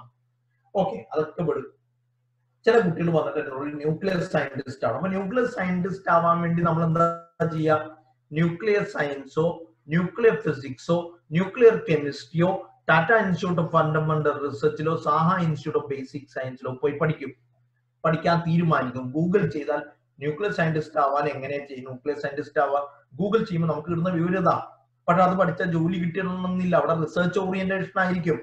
ജോലി കിട്ടണമെങ്കിൽ നിങ്ങൾ വളരെ സ്പെസിഫിക് ആയിട്ട് OCES ചെയ്യണം. എന്താണ് OCES? Orientation course for engineering graduates and science post graduates എന്ന് പറഞ്ഞൊരു എക്സാം ഉണ്ട് ഇന്ത്യയിൽ. ആ എക്സാം എഴുതി പാസ്സായി വന്നു കഴിഞ്ഞാൽ 1 കൊല്ലം നിങ്ങൾക്ക് ട്രെയിനിങ് തരും. ആ 1 കൊല്ലത്തെ ട്രെയിനിങ്ങിനിടയിൽ 35,000 രൂപ വെച്ച് സ്റ്റൈപ്പൻഡ് ഇങ്ങോട്ട് തരും. സ്റ്റൈപ്പൻഡ് തന്ന് 1 കൊല്ലത്തെ ട്രെയിനിങ് തന്ന് പഠിപ്പിച്ചിട്ട് ജോലി, നിർബന്ധിത ജോലിയാണ്. C ഗ്രേഡ് സയന്റിഫിക് ഓഫീസർ ആയിട്ട് ജോലി. ആ ജോലി എവിടെയാ വരുന്നത്? ബാബ ആറ്റമിക് റിസർച്ച് സെന്ററിൽ, Indira Gandhi centre for atomic research പോലുള്ള ഇൻസ്റ്റിറ്റ്യൂട്ടുകളിൽ നിങ്ങൾക്ക് ജോലിക്ക് കയറാം. അതിന് വേണ്ടത് എന്താ? ഡിഗ്രി എഞ്ചിനീയറിംഗോ, BSc MSc ഇന്റഗ്രേറ്റഡ് ഫിസിക്സോ, അല്ലെങ്കിൽ BSc കഴിഞ്ഞിട്ട് MSc ഫിസിക്സോ. അതിൽ ഏറ്റവും രസകരമായ വസ്തുത നിങ്ങൾ കുട്ടികളെ മനസ്സിലാക്കണം. മൈക്രോബയോളജി കഴിഞ്ഞാലും MSc കെമിസ്ട്രി കഴിഞ്ഞാലും MSc സുവോളജി കഴിഞ്ഞാലും ഈ എക്സാം എഴുതിയിട്ട് നിങ്ങൾക്ക് ന്യൂക്ലിയർ സയന്റിസ്റ്റ് ആവാം. അപ്പൊ സുവോളജി കഴിഞ്ഞാലും നിങ്ങൾക്ക് ന്യൂക്ലിയർ സയന്റിസ്റ്റ് ആവാം. മൈക്രോബയോളജി കഴിഞ്ഞാലും ഫുഡ് സയൻസ് കഴിഞ്ഞാലും നിങ്ങൾക്ക് ന്യൂക്ലിയർ സയന്റിസ്റ്റ് ആവാം. ഈ വൈവിധ്യങ്ങളാണ് നിങ്ങൾ ചിന്തിക്കേണ്ടതെന്നാണ് ഞാൻ പറയുന്നത്. 29 വയസ്സ് വരെ എഴുതാം ഈ എക്സാം. അങ്ങനെ ഓരോന്നിനെ കുറിച്ചും രസകരമായ ഓരോ കോഴ്സുകളും വ്യത്യസ്തമായ തലങ്ങളും ഓപ്പണിങ്സും തുറന്നു തരുന്നുണ്ട്. അപ്പൊ ഞാൻ നിങ്ങളോട് വളരെ സ്പെസിഫിക് ആയിട്ട് സയൻസ് എടുക്കുന്ന ആളുകൾ physics, chemistry, biology, maths, biomaths എടുക്കാം. ബയോമാത്സിൽ തന്നെ സബ്ജക്ട് ഓറിയന്റഡ് ആയിട്ട് ഡിഗ്രികൾ സെലക്ട് ചെയ്യാം. ആ ഡിഗ്രികൾ തന്നെ 3-4 category. Then physics, chemistry, biology എടുത്ത ആളുകൾക്ക് വരുന്ന സ്പെസിഫിക് ആയ options, then physics, chemistry, maths എടുത്ത ആളുകൾക്ക് വരുന്ന ഓപ്ഷൻസ് എല്ലാം പറഞ്ഞു പോകാൻ സമയമില്ലാത്തത് കൊണ്ട് ഞാൻ ഓടിച്ചു വിടുകയാണ്. കരിയറിനെ കുറിച്ച് നമ്മൾ പറയാൻ പോയാൽ ലോകത്ത് കരിയർ ചോയ്സസ് എന്ന് പറഞ്ഞാൽ 29,000 ടൈപ്പ് കോഴ്സസ് ഉണ്ട്. 29,000 കോഴ്സസ്. ഞാൻ പറഞ്ഞല്ല, നാഷണൽ ക്ലാസിഫിക്കേഷൻ ഓഫ് ഓക്യുപ്പേഷൻസ് പറയുന്നത്. ഓക്യുപ്പേഷണൽ ഔട്ട്ലുക്ക് ഹാൻഡ് ബുക്ക് കൊണ്ടും US പ്രസിദ്ധീകരിക്കുന്ന പുസ്തകങ്ങൾ പറയുന്നതാണ്. അപ്പൊ അതെല്ലാം കൂടി പറഞ്ഞു പോകാനൊന്നും നേരില്ല എനിക്ക്. കൊമേഴ്സിന്റെ ഓപ്പണിങ്സ് എടുത്ത് നോക്കും നിങ്ങൾ. കൊമേഴ്സ് ആൻഡ് ഹ്യൂമാനിറ്റീസ് മൊത്തത്തിൽ എടുത്താൽ അതിന്റെ സബ്ജക്ട് കണ്ടന്റ് ആണ്. എന്നോട് ഇന്ന് രാവിലെ ഒരു കുട്ടി ചോദിച്ചു, കൊമേഴ്സിലെ കോർ സബ്ജക്റ്റുകൾ, പ്രധാനപ്പെട്ട സബ്ജക്ട് ഏതൊക്കെയാണ് എടുക്കേണ്ടത്? ഞാൻ പറഞ്ഞു അക്കൗണ്ടൻസി, ബിസിനസ് സ്റ്റഡീസ്, ഇക്കണോമിക്സ്. ഏറ്റവും പ്രധാനം, ഏറ്റവും കോർ എന്ന് പറഞ്ഞ ഈ 3 സബ്ജക്റ്റാണ്. പിന്നെ നിങ്ങൾക്ക് കമ്പ്യൂട്ടർ ആപ്ലിക്കേഷൻ ആവാം, നിങ്ങൾക്ക് മാർക്കറ്റിംഗ് ആവാം, നിങ്ങൾക്ക് ഫിനാൻസ് വേണമെങ്കിൽ എടുക്കാം, ട്രാവൽ ആൻഡ് ടൂർസ് എടുക്കാം, പൊളിറ്റിക്കൽ സയൻസ് വരുന്നതുണ്ട്, വാട്ട് എവർ ഇറ്റ് ഈസ്, നിങ്ങളുടെ ഇൻട്രസ്റ്റിനനുസരിച്ച്. ഇനി ഹ്യൂമാനിറ്റീസിലാണെങ്കിലോ economics, politics, history, sociology, geography, ഇതൊക്കെ കോർ സബ്ജക്റ്റുകളാണ്. ഏറ്റവും പ്രധാനം economics, politics, history, sociology, geography, ഇതൊക്കെ കോറാണ്. അതിന്റെ പുറമെ വരുന്ന ജിയോഗ്രഫി ഒക്കെ പോലുള്ള സബ്ജക്റ്റിലോ മറ്റു സബ്ജക്റ്റിലോ എടുക്കാം. ചില ആളുകൾ ജേർണലിസം എടുക്കും, ചില ആളുകൾ സൈക്കോളജി എടുക്കും, ചില ആളുകൾ ആന്ത്രോപോളജി എടുക്കും, ചില ആളുകൾ ഫിലോസഫി എടുക്കും. പക്ഷെ കോർ എന്ന് പറയുന്നത് ഈ പറഞ്ഞ സബ്ജക്റ്റുകളാണ്. ഇത് വെച്ചുകൊണ്ട് നിങ്ങൾക്ക് ഹ്യൂമാനിറ്റീസ് സെലക്ട് ചെയ്യാം. അപ്പൊ അങ്ങനെ ജേർണലിസം എടുക്കാം എന്ന് ഞാൻ പറയുന്നില്ല, ജേർണലിസം എടുക്കരുതെന്ന് ഞാൻ പറയും. കാരണം എന്താ പറയുക, +2 തലത്തിൽ ജേർണലിസം സ്പെസിഫിക് ആയിട്ട് എടുക്കേണ്ട ആവശ്യമില്ല. കാരണം +2 കഴിഞ്ഞ് ഡിഗ്രി തലത്തിലോ PG തലത്തിലോ എടുത്താൽ മതി. ഇനി കൊമേഴ്സ് കഴിഞ്ഞ ഒരാൾക്കാണെങ്കിൽ അയാൾക്ക് BCom-ലേക്ക് പോവാം. ഹ്യൂമാനിറ്റീസും കൊമേഴ്സ് ഒക്കെ കഴിയുന്ന ആളുകൾ BBA സെലക്ട് ചെയ്യാം. ട്രാവൽ ആൻഡ് ടൂർസ് എടുക്കാം, ഹോട്ടൽ മാനേജ്മെന്റ് എടുക്കാം, ഫാഷൻ ഡിസൈനിങ് എടുക്കാം, ബാച്ചലർ ഓഫ് ഡിസൈനിങ് കോഴ്സുകൾ ഉണ്ട് ഇന്ത്യയിൽ. നിങ്ങൾ അത്ഭുതപ്പെടും. സൗദി എന്നുള്ളൊരു കുട്ടിയാണ്, ഹ്യൂമാനിറ്റീസ് പഠിച്ച കുട്ടിയാണ്. IIT മുംബൈന്റെ ബാച്ചലർ ഓഫ് ഡിസൈനിങ്ങിന്റെ എൻട്രൻസ് എക്സാം ഉണ്ട്. Undergraduate common entrance exam for designing, UC എന്ന് പറഞ്ഞ എക്സാമിൽ 4th റാങ്ക് വാങ്ങിയത് സൗദി എന്നുള്ളൊരു ഹ്യൂമാനിറ്റീസുകാരനാണ്. BA ഇംഗ്ലീഷ് എടുക്കാം, മറ്റ് ലാംഗ്വേജ് ഹിന്ദി, തമിഴ്, എന്ത് വേണമെങ്കിൽ Malayalam. BA psychology, humanities orientation ആണെങ്കിൽ സൈക്കോളജി പഠിച്ചിട്ടുണ്ടെങ്കിൽ, സോഷ്യോളജി പഠിച്ചിട്ടുണ്ടെങ്കിൽ, പൊളിറ്റിക്കൽ സയൻസും മാസ് കമ്മ്യൂണിക്കേഷൻ, വിഷ്വലും, BMMC മൾട്ടിമീഡിയ. ഈ മൾട്ടിമീഡിയ കമ്മ്യൂണിക്കേഷനും വിഷ്വൽ കമ്മ്യൂണിക്കേഷനും പ്രസക്തി കൂടും. കാരണം എന്താ, ഡിജിറ്റൽ മാർക്കറ്റിംഗ് ഡിമാൻഡ് കൂടി വരികയാണ്. സോഷ്യോളജി, ഹിസ്റ്ററിയും ഇക്കണോമിക്സും ജിയോഗ്രഫിയൊക്കെ ഡിഗ്രി ആയിട്ട് എടുക്കാം. അതിൽ നിന്ന് മറ്റ് മേഖലകളിലേക്ക് നമുക്ക് മാറാം. ഫിനാൻസ് വലിയൊരു കരിയറാണ്. നമ്മൾ കൊമേഴ്സ് എടുക്കുമ്പോൾ നിങ്ങൾ ശ്രദ്ധിക്കേണ്ട എന്താ, കൊമേഴ്സിന്റെ പ്രധാനപ്പെട്ട കോർ സബ്ജക്ട് അക്കൗണ്ടൻസിയാണ് സ്പെസിഫിക് ആയിട്ട്. രണ്ടാമത്തത് അക്കൗണ്ടൻസി ഓറിയന്റഡ് ആയ കൊമേഴ്സിന്റെ ഏറ്റവും പ്രധാനപ്പെട്ട ഏരിയ, അതിന്റെ കോർ കരിയർ സ്പേസ് ഫിനാൻസ് ആണ്. അത് നമുക്ക് പല ടൈപ്പിലും പോകാം. BCom ഫിനാൻസ് എടുക്കാം, BBA ഫിനാൻസ് എടുക്കാം, MCom ഫിനാൻസ് എടുക്കാം. BCom BBA കഴിഞ്ഞിട്ട് MFC എടുക്കാം, master of financial control. Delhi യൂണിവേഴ്സിറ്റിയിലെ മാസ്റ്റർ ഓഫ് ഫിനാൻഷ്യൽ കൺട്രോൾ ഉണ്ട്, ഡൽഹി യൂണിവേഴ്സിറ്റിയിലെ മാസ്റ്റർ ഓഫ് ഇന്റർനാഷണൽ ബിസിനസ് ഉണ്ട്, ഡൽഹി യൂണിവേഴ്സിറ്റിയിലെ മാസ്റ്റർ ഓഫ് ബിസിനസ് ഇക്കണോമിക്സ് ഉണ്ട്. അത്തരം കോഴ്സുകൾ സെലക്ട് ചെയ്യുമ്പോൾ സ്പെസിഫിക് ആയ ജോബ് ഓപ്പർച്യൂണിറ്റീസ് ഉണ്ടാവും. ഫിനാൻഷ്യൽ കൺട്രോൾ എന്നൊക്കെ പറഞ്ഞാൽ ഫിനാൻഷ്യൽ സ്ട്രാറ്റജിക് പ്ലാനർ ഒക്കെയാണ് അവർ. സ്ട്രാറ്റജി ആൻഡ് പ്ലാനിങ്ങുമായിട്ട് ബന്ധപ്പെട്ട വർക്കുകളാണ് അവർ ചെയ്യുക. നല്ല ജോബ് ഓപ്പർച്യൂണിറ്റി, പ്ലേസ്മെന്റ് ഉണ്ട്, അങ്ങനെ ആവാം. ഇനി വീണ്ടും നിങ്ങൾ നോക്കിയേ, ഫിനാൻസുമായിട്ട് ബന്ധപ്പെട്ട കോഴ്സുകളിലെ സ്പെസിഫിക് കോഴ്സുകളും പ്രൊഫഷണൽ ആയതും CA, CS, CMA, SCC ഒരുപാട് കോഴ്സ് ഉണ്ട്. CPA, CMA ഉണ്ട്, ഓസ്ട്രേലിയൻ ഉണ്ട്, CIA ഉണ്ട്, അമേരിക്കൻ CIA, CIMA ഉണ്ട്, CPM സർട്ടിഫൈഡ് പർച്ചേസിംഗ് മാനേജർ ഉണ്ട്, അക്രഡിറ്റഡ് പർച്ചേസിംഗ് പ്രാക്ടീഷണർ പോലുള്ള കോഴ്സുകളുണ്ട്. ഇതൊക്കെ ശ്രദ്ധിക്കണം. മുഹമ്മദ് ഷഹബാസ് മലപ്പുറംകാരനാ, ഒരു പാവപ്പെട്ട മത്സ്യക്കച്ചവടക്കാരന്റെ മോനാ ചങ്ങായി. എല്ലാവരും പഠിക്കുന്ന, നാട്ടിലുള്ള ആളുകൾ പഠിക്കുന്ന പോലെ സ്വാഭാവികമായിട്ട് ആൾ ഒരു മലയാളം മീഡിയം സ്കൂളിലാണ് പഠിച്ചത്. പക്ഷെ വന്നത് എന്താ, CA ഫസ്റ്റ് റാങ്ക് 2018.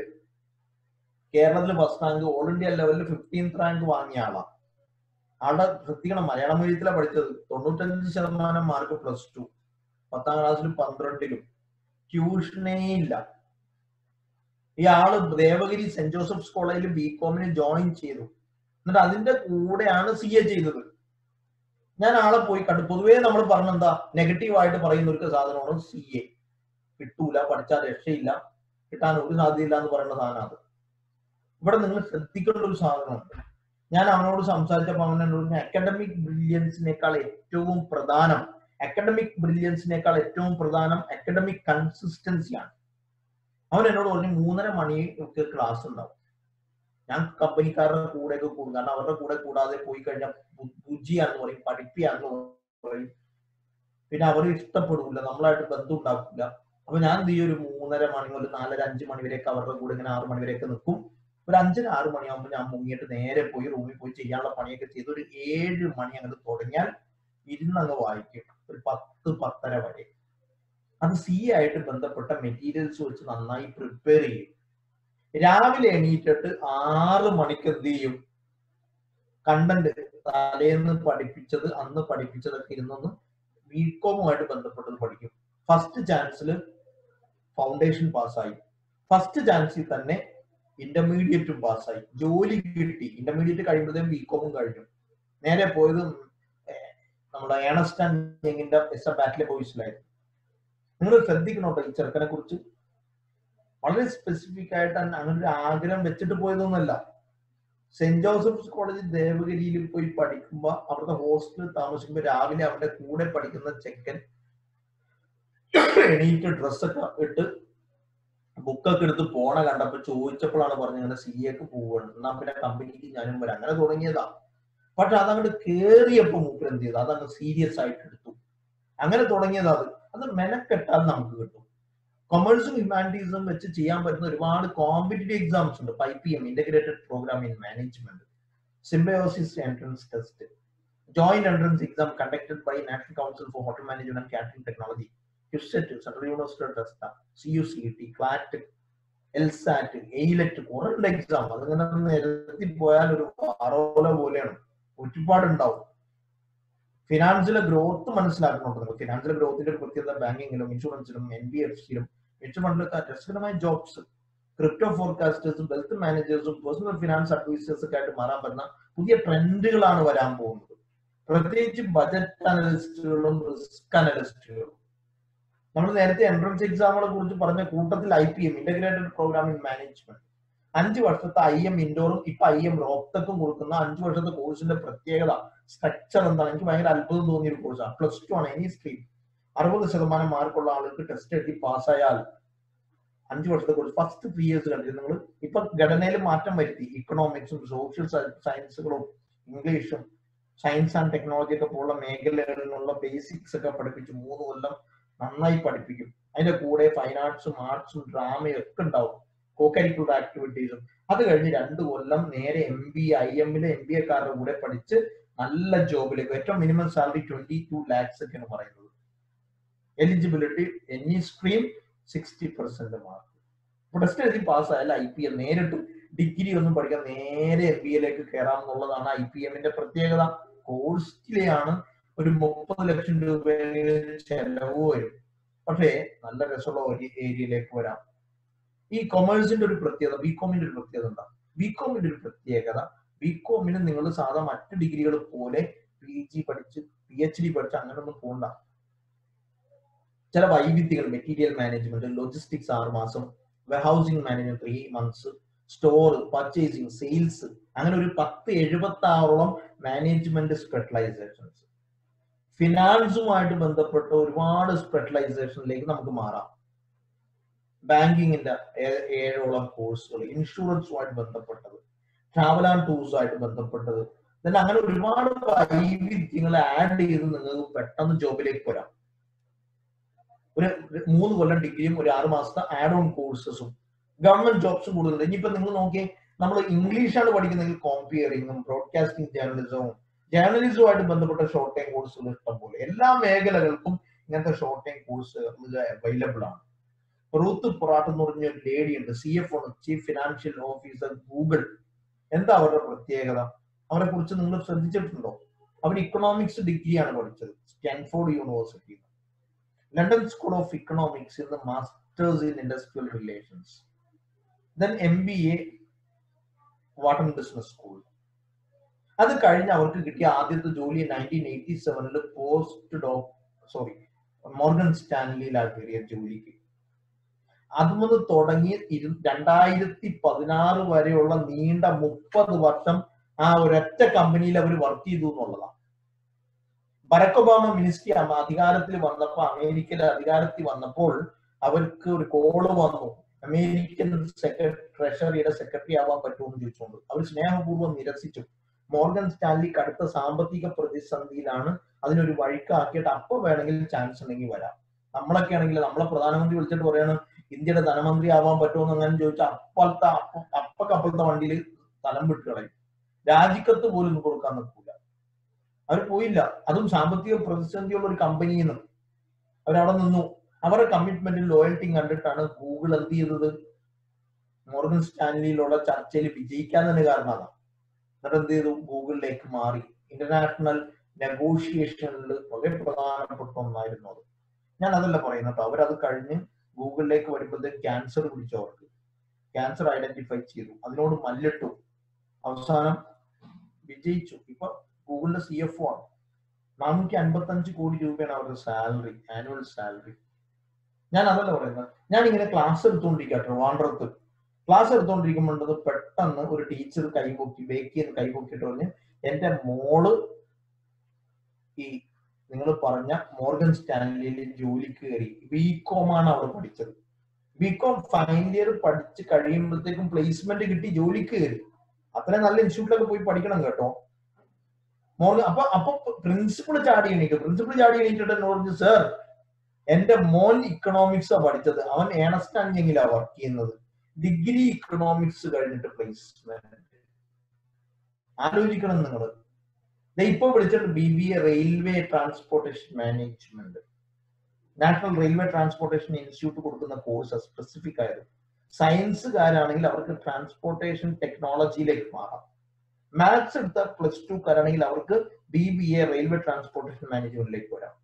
അതിന് എൻട്രൻസ് എക്സാം ഉണ്ട്, അതൊക്കെ എഴുതി കയറണം. അപ്പൊ വ്യത്യസ്തമായ ഒരുപാട് കോഴ്സുകളുണ്ട്.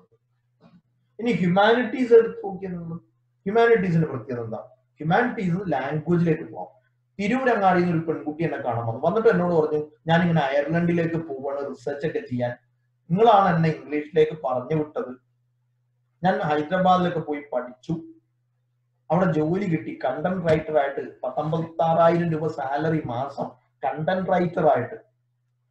1 കൊല്ലം വർക്ക് ചെയ്തപ്പോഴത്തേക്കും കല്യാണമൊക്കെ അപ്പോഴത്തേക്കും കഴിഞ്ഞു. ഇപ്പൊ ഞാൻ അയർലൻഡിലേക്ക് റിസർച്ചിന്, ഭർത്താവ് അവിടെയാണ്, അങ്ങോട്ടേക്ക് പോവുകയാണ്. ലാംഗ്വേജ് പഠിച്ചിട്ട് പ്ലേസ്മെന്റ്. പൊളിറ്റിക്കൽ സയൻസ് പഠിച്ചൊരു കുട്ടീനെ ഞാൻ ബഹ്റൈനിൽ നിന്ന് പരിചയപ്പെട്ടു. ആള് വർക്ക് ചെയ്യുന്നത് അമേരിക്കയിലാണ്. അമേരിക്കൻ ഡിഫൻസിലെ സ്ട്രാറ്റജിക് അഡ്വൈസർ ആയിട്ട് പൊളിറ്റിക്കൽ സയൻസ് കാര്യത്തിൽ. സോഷ്യോളജി കഴിഞ്ഞ ഒരാള് ഞാൻ പരിചയപ്പെട്ടത് മെഡിക്കൽ കോളേജിൽ വർക്ക് ചെയ്യുന്ന, എപ്പിഡമിയോളജിയും എപ്പിഡമിക്സിലും കമ്മ്യൂണിറ്റി ഡിസീസസിനെ കുറിച്ചുള്ള സോഷ്യൽ അവയർനെസ് ക്രിയേറ്റ് ചെയ്യുന്ന പ്രൊജക്ടിന്റെ ഹെഡായിട്ട് വർക്ക് ചെയ്യുന്ന സോഷ്യോളജി കാര്യത്തിൽ. ഇക്കണോമിക്സ് പഠിക്കുന്ന, ഹിസ്റ്ററി പഠിച്ചും സൈക്കോളജി ഒക്കെ പഠിച്ചു. സൈക്കോളജി പഠിച്ച ഡോക്ടർ ബഷീർ കുട്ടി ട്രിവാൻഡ്രം മെഡിക്കൽ കോളേജിലെ ക്ലിനിക്കൽ സൈക്കോളജി ഡിപ്പാർട്ട്മെന്റ് ഹെഡാ, പഠിച്ചതോ സൈക്കോളജിയാ. Geography, short time job oriented കോഴ്സുകൾ, വളരെ സ്പെസിഫിക് ആയ design, legal, media, hospitality, travel and tourism, visual communication, management, competitive exams, defence and police services, ഒരുപാടുണ്ട് ഇങ്ങനത്തത്. ഞാൻ പരിചയം, എന്റെ ലിങ്ക്ഡിൻ ഫ്രണ്ടാണ്.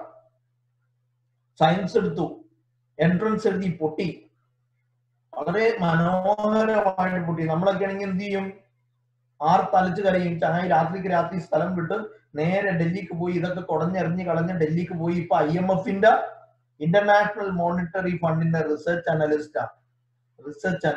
നിങ്ങളൊന്ന് ആലോചിച്ച് നോക്കി. അപ്പൊ രസകരമായ ഓപ്ഷൻസിലേക്ക് നിങ്ങൾക്ക് മാറാം. ഇക്കണോമിക്സിന്റെ പ്രത്യേകത എന്താ? ഏതാണ്ട് 40ഓളം ഇൻസ്റ്റിറ്റ്യൂട്ടുകൾ ഇന്ത്യയിലുണ്ട്.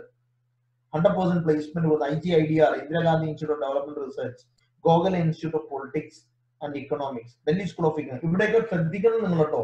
ഇവിടെയൊക്കെ ശരിക്ക് കോഴ്സ് കംപ്ലീറ്റ് ചെയ്ത് കഴിഞ്ഞിട്ട് 100% പ്ലേസ്മെന്റ് കിട്ടുന്ന ചില ഇൻസ്റ്റിറ്റ്യൂട്ടിൽ മാത്സ് ഒരു സബ്ജക്റ്റ് ആയിട്ട് പ്ലസ് ടു തലത്തിൽ പഠിച്ചിട്ടുണ്ടാവും. ദെൻ പിന്നെ വരുന്ന HSC പ്ലസ് ടു കാർക്ക് എഴുതാൻ പറ്റുന്ന സയൻസ് അല്ലെങ്കിൽ ഹ്യൂമാനിറ്റീസ് കൊമേഴ്സ്, പക്ഷെ പഠിക്കുന്നത് ഹ്യൂമാനിറ്റീസ് ഓറിയന്റഡ് ആയിരിക്കും. ഡെവലപ്മെന്റ് സ്റ്റഡീസും ഇംഗ്ലീഷും IIT മദ്രാസിൽ പഠിക്കാം. പ്ലേസ്മെന്റും ഉണ്ട്, നല്ല റിസർച്ച് ഫെലോഷിപ്പുകൾ കിട്ടി പുറത്തേക്കും പോവാം. ഇപ്പൊ 56 സീറ്റ് ഉണ്ട്. കഴിഞ്ഞ പ്രാവശ്യം 46 56. ദെൻ ഈ സീറ്റിലെ ഏതെങ്കിലും ഒന്നിൽ MA ഇംഗ്ലീഷോ ഡെവലപ്മെന്റ് സ്റ്റഡീസോ പഠിക്കാം. +2 ആണ് യോഗ്യത, 60% മാർക്ക്, എനി സ്ട്രീം. എൻട്രൻസ് നല്ല രസം. അപ്പൊ അതിനെ കുറിച്ചൊക്കെ ഒന്ന് പഠിക്കാൻ നിങ്ങൾ. ഞാൻ കുട്ടികളോട് പറയുന്ന, മക്കൾ നിങ്ങൾ ഒന്നും ചെയ്തില്ലെങ്കിലും ഏതെങ്കിലും ഒരു സെൻട്രൽ യൂണിവേഴ്സിറ്റിയുടെ വരാന്തയിൽ പാവിരിച്ചു കിടന്നാൽ പോലും നിങ്ങൾക്ക് നല്ല ജോലി കിട്ടും. ഞാൻ ഒരാളെ ഒമാനിൽ നിന്ന് പരിചയപ്പെട്ടു.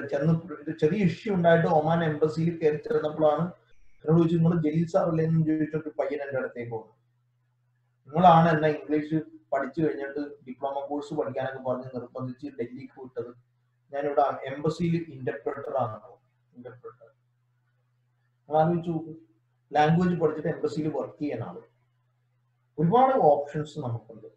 ജവഹർലാൽ നെഹ്റു യൂണിവേഴ്സിറ്റി, പ്രത്യേകിച്ച് സോഷ്യൽ സയൻസ്, ജവഹർലാൽ നെഹ്റു യൂണിവേഴ്സിറ്റിയിലാണ് ഞാൻ ആ പറഞ്ഞ US വർക്ക് ചെയ്യുന്ന കുട്ടി പഠിച്ചത്. പഠിച്ചപ്പോൾ നല്ല വൃത്തിയായിട്ട് പഠിച്ചത് കൊണ്ട് അവർക്ക് മിഷിഗൺ സ്റ്റേറ്റ് യൂണിവേഴ്സിറ്റിയിൽ പൊളിറ്റിക്കൽ സയൻസിൽ ഫെലോഷിപ്പ് കിട്ടി, PhD, അതും സ്ട്രാറ്റജിക് പ്ലാനിങ്ങിൽ. ലാംഗ്വേജിൽ നല്ല ഇൻസ്റ്റിറ്റ്യൂട്ടുകളുണ്ട്. ഡോക്ടർ ഷംനാദ് ബഷീർ മരിച്ചുപോയി. 2014 ഇൻഫോസിസ് അവാർഡ് കിട്ടി അദ്ദേഹത്തിന്. എന്തിനാ കിട്ടിയത്? അമേരിക്കയിൽ പഠിച്ചുകൊണ്ടിരിക്കെ മരുന്ന് കമ്പനികളുടെ അമിത ലാഭക്കൊതിക്കെതിരെ കേസ് കൊടുത്തു. ഇയാള് 20 ഇരട്ടിയൊക്കെയാണ് മരുന്നിന് വില വാങ്ങുന്നതെന്ന് കണ്ടപ്പോൾ അതിനെതിരെ കേസ് കൊടുത്ത മനുഷ്യനാണ് ഇയാള്. എന്നിട്ട് അതിൽ വിജയിച്ചു.